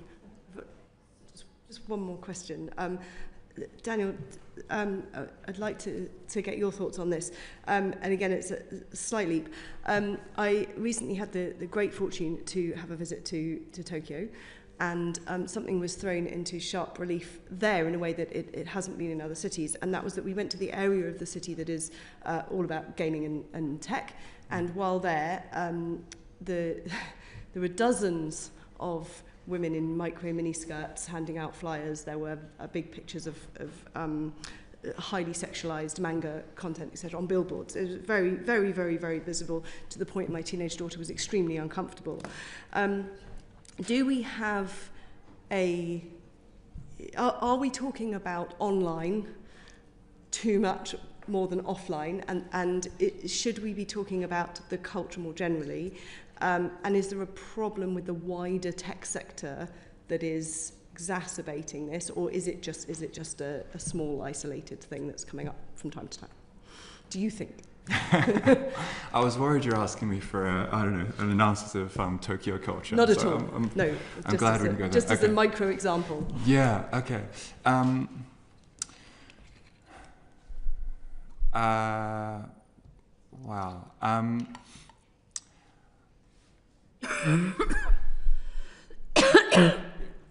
I don't think I'm an expert on this particular thing. What I can see is that the tech sector as a whole doesn't have a great record in terms of addressing misogyny, sexism. Bros, isn't it? Underestimate. Yeah. Like tech bros, isn't it? Yeah. You don't have, even the way that leadership distribution looks globally, etc. There's not a great track record there. So there's certainly, I suspect, having not done a systemic or a cultural analysis of that space in particular, but I suspect there's some fundamental issues, and that some probably would benefit from some deep training with some people in leadership there to actually understand and reflect upon their own experiences and how actually they show up in their decision making and who they bring into those decisions. So that I think is an important thing to look at. And then in terms of, do we speak too much about online and not about offline? I think those two things are melded together and both very important.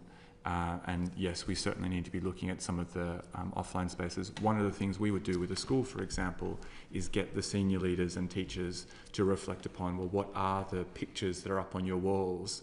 Or what are the things that the things that students will hear and see and experience and think as they move through your school? And we find that even in really schools that are very advanced on these issues, there's still things that they can pick up and say, oh yeah, actually, maybe we should, shift the photos around occasionally, so it's not just this activity or that activity that's in the limelight.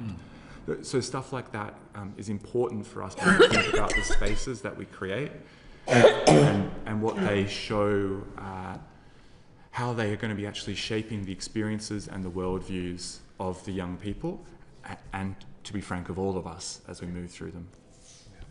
Thank you, Alex. Catherine. Thank you. I want to talk a bit about role models, and some boys do go down the rabbit hole, don't they? Every boy is exposed to this content, I think, but some boys go down the rabbit hole and some boys don't. Has any research been done about whether it's a strong role model that stops them going down that rabbit hole? I've got a lot to say about role models, particularly in schools. I think this idea that boys need male role models, I think it does huge disservice to the majority of the profession who are women, and also single mothers, also mothers who are in partnerships with men, support workers, staff working in schools. I think it does a huge disservice to them to say, I'll tell you what we need, we just need somebody who is a male. Also, the fact is, for every boy who's gone off the rails for lacking a positive male role model, there's another boy who's gone off the rails because he's got some very negative male role models in his life. So I think what we're better focused on is looking at actually what makes a good role model. I suspect it isn't the possession of a penis or, I would also say that actually when you ask about the research, when we look at the research into what's good for boys and girls, actually kids don't really care about the gender of their teacher. As long as their teacher is authentic, consistent and has firm boundaries, they're happy. That's not to say that I don't think there's advantages of having, for example, more men in teaching as a visibility issue to tell to boys, oh wow, it's okay to be nurturing. It's okay to have a job in which you're unashamedly enthusiastic about the pursuit and accumulation of knowledge. I think that's a wonderful thing. Perhaps that's where, yes, I think there's an advantage. But I wouldn't say, I'd be reluctant to say that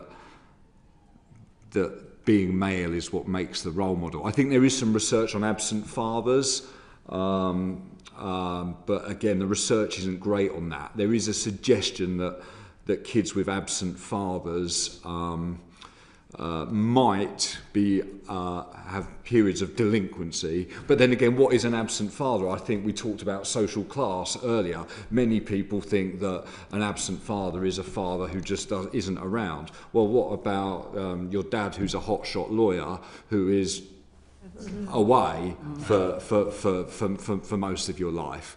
So again, we have to look at, well, what actually is an absent father? So I think that's a complex issue, and I think that any discourse around boys needing positive male role models needs to be carefully approached with people who are probably far more expert than I am. Either of you want to come in on that? It's a big debate in schools. So in terms of what proportion of teachers are men, and perhaps those teachers, just by virtue of the fact that they are men, are sometimes supposed to be able to act as role models. And I was a primary school teacher. There are some prejudices that you do see manifest back then and now. So often you'll find if you get, let's say, a 1-form entry primary school, there's one male teacher. That male teacher will almost always be allocated to year 5 or year 6 because they're seen as presenting more behaviour challenges, and men in and of themselves are innately deemed to be more effective at dealing with those behaviours. If you look at the primary sector itself, you've got maybe around 9-10% of primary school teachers are men, but still around half of all primary head teachers are men. And that's about notions of leadership and how that's understood in a context. And what message does that send to girls in those primary schools about what it takes to be a leader? So I think we've got to be really careful about the characteristics we ascribe by gender to particular roles, and whether those people, just by virtue of their gender, can act as role models or are presumed to be able to act in particular ways that serve as a role model to in this case, boys. And what role do fathers have, if you want to answer this, Daniel, in showing a positive version of masculinity?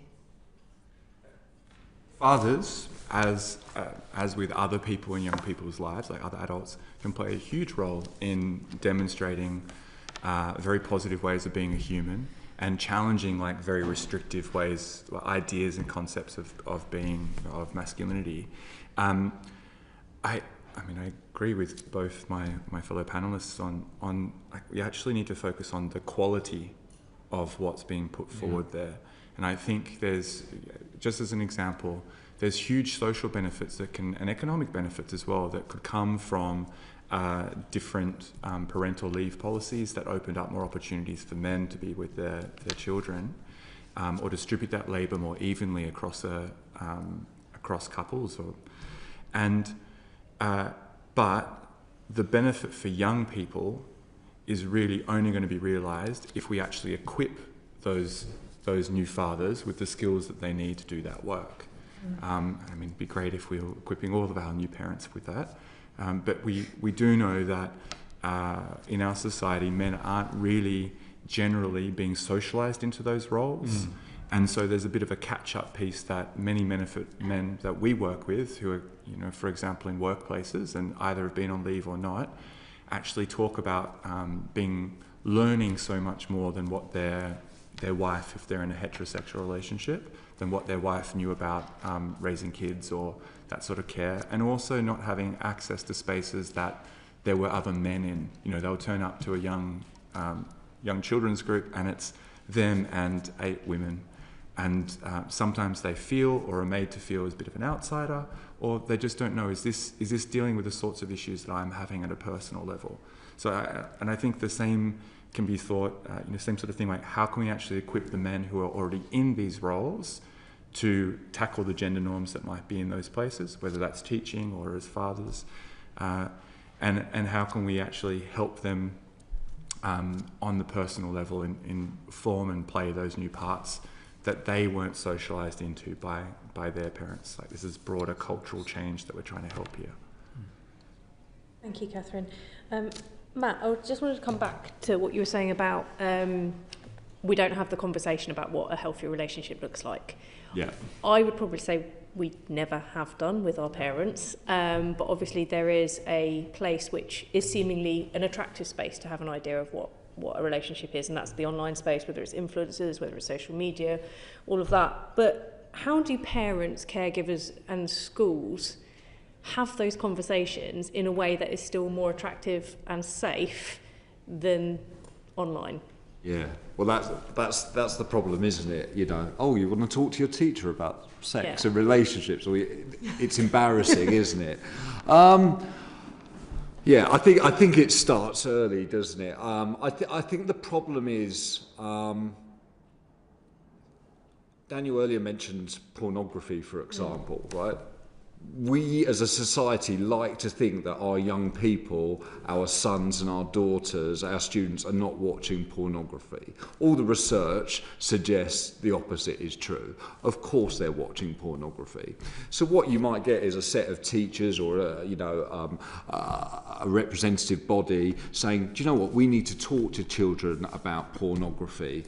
And then there's uproar in the mainstream media, stories about teachers bringing in sex toys and ridiculous things like that. That might, maybe it happened once, but it's not, all teachers want to do is talk about pornography. That's not true. But the problem is, until we get that balance right, until we get comfortable with having these frank and honest discussions in which children are not stigmatised for having watched pornography. The way we often talk about boys and girls who watch pornography is that they are somehow sexually deviant for having done that, as if we prior to the age of 18 never felt an inch of sexual desire. Also, let's not forget that many children watch pornography because it's sent to them. It's not necessarily that they've sought it out. And so what you've got is a situation where there are all these children being made to feel that because they have watched pornography or because they've encountered it, they are somehow dirty, filthy, deviant, and therefore that's creating a real barrier to having frank and effective discussions. I mean, essentially, in answer to your question, you know, parents and teachers, I guess, but I guess the job is best served by parents, really need to be taught how to make their own children feel that they can be honest without judgment and without admonishment, if that's the word. And until we get that right, I think it's going to be really difficult. There are kids that do it. You know, there are parents. We all know. We've probably all got friends who are wonderful parents and everything's perfect, and they're having these great discussions over the dinner table and stuff. One of them's not lying, right? It's happening. It's happening. It's happening somewhere. So it can be done. But I think maybe our rather Victorian attitude towards sex as a society can be a bit of a barrier. I think we've still got that British kind of stiff upper lip about sex. Do you think that? I think so. I think the recent furore, was it about a year ago, when did they make changes to the sex and relationships education curriculum, and the way some mainstream media, some newspapers were suggesting that all teachers are these sex-crazed deviants who are determined to watch pornography with children. It was unbelievable. No, we just want to make sure that kids, if they are going to view pornography, we want them to be able to do it critically, safely, because they are allowed to watch pornography. You know, with the moment we don't have age verification, you know, a kid can access pornography in 6 seconds. So, you know, as a society, we're allowing them to do that because we're not putting the barriers that we should be in place.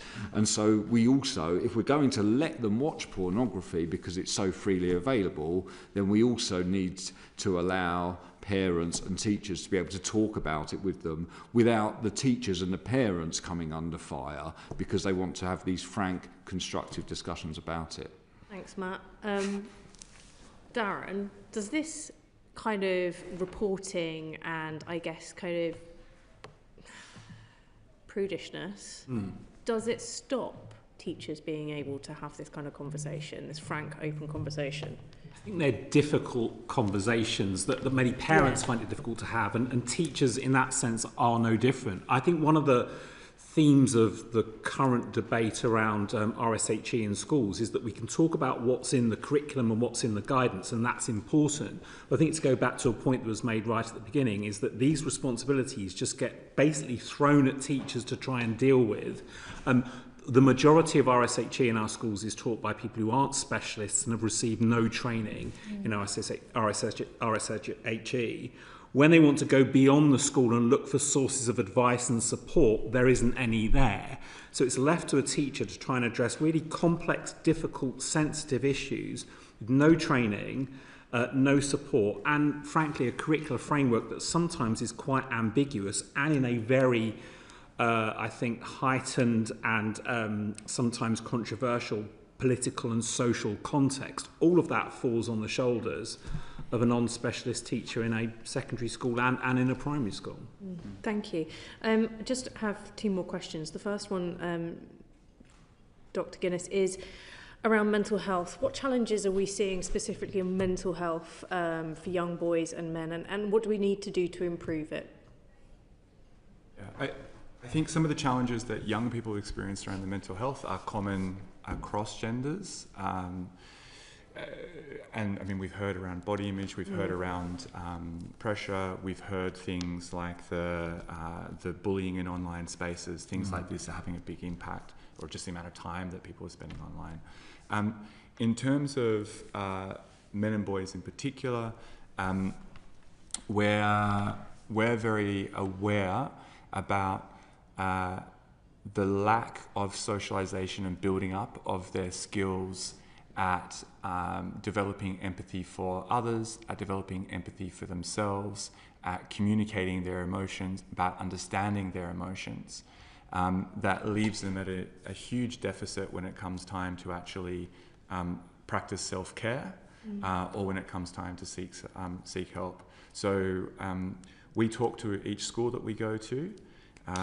We're delivering about 800 workshops a year, so we have plenty of those conversations with school leaders, and we ask, what percentage of your services being accessed by boys, and typically the answer is 25% or less of services like counselling or support or anything like this are being used by the boys at that school, typically. I mean, it varies, obviously.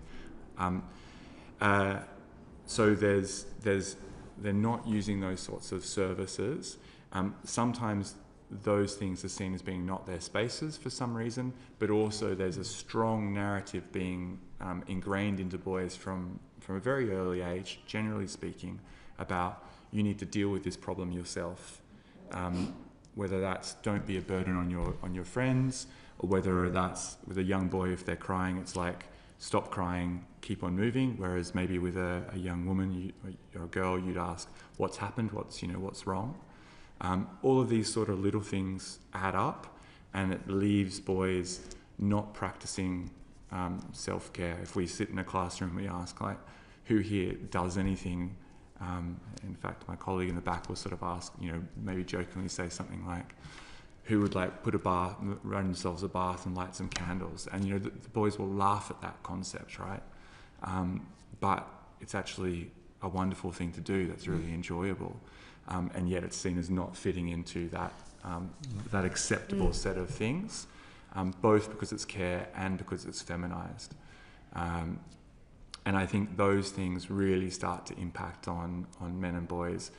And then you have that layer of particular stresses that might come to them on the basis of whatever identities or whatever cultural groups or whatever social groups they fall within.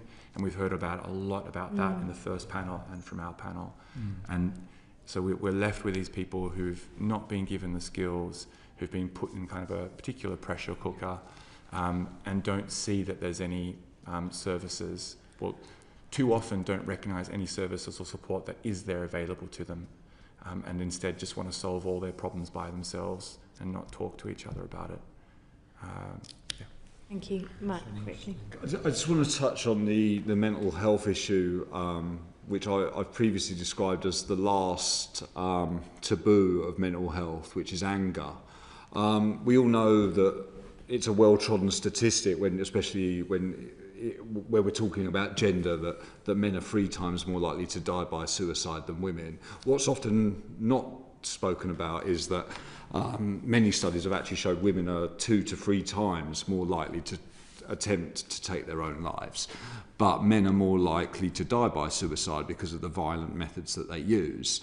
There are lots of boys walking around who are frustrated, who are struggling, who are lonely, who are anxious, but they're also told that you can't talk about your feelings. And so what happens is you've got a lot of anger. That's problematic when we teach girls that being angry about something means you're bossy, or you're stressy, or you're sassy, or you're not ladylike, whereas lots of boys are being conditioned that overt expressions of anger, and the research backs this up, boys are far more likely to punch walls, flip desks, swear out loud, and I do think we need to think about anger. For example, punching walls. Over a 14-year career, boys come in, they're wearing these bruised knuckles like medals of their masculinity. How many teachers actually know that one study showed that the number way in which boys actually self-harm is through punching walls? We don't. And when a boy is angry, we naturally are frightened, intimidated, and of course that sort of behaviour needs to be dealt with. Any behaviour which intimidates or scares somebody else or is harmful needs to be sanctioned.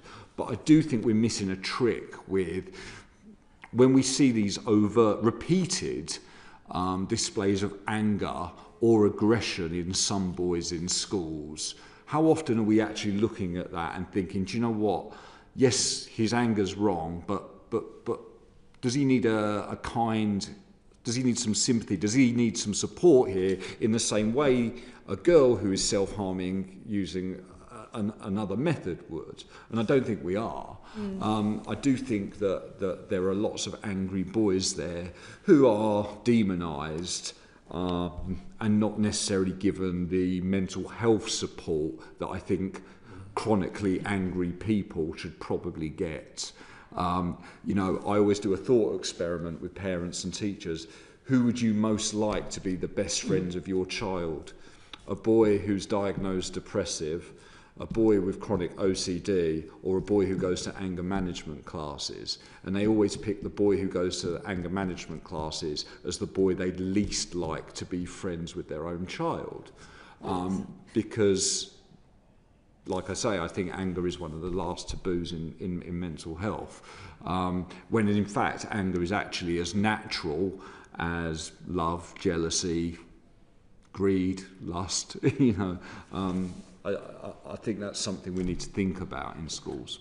Thank you very much. This last question is to all three of you, but you can write to us if you don't want to say it out loud here.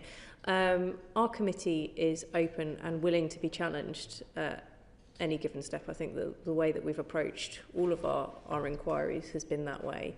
One of the opportunities we want to have is to be able to hear from people who do monetize misogyny, who do market misogyny, because we want to know what is at the root cause of that, what is the aim.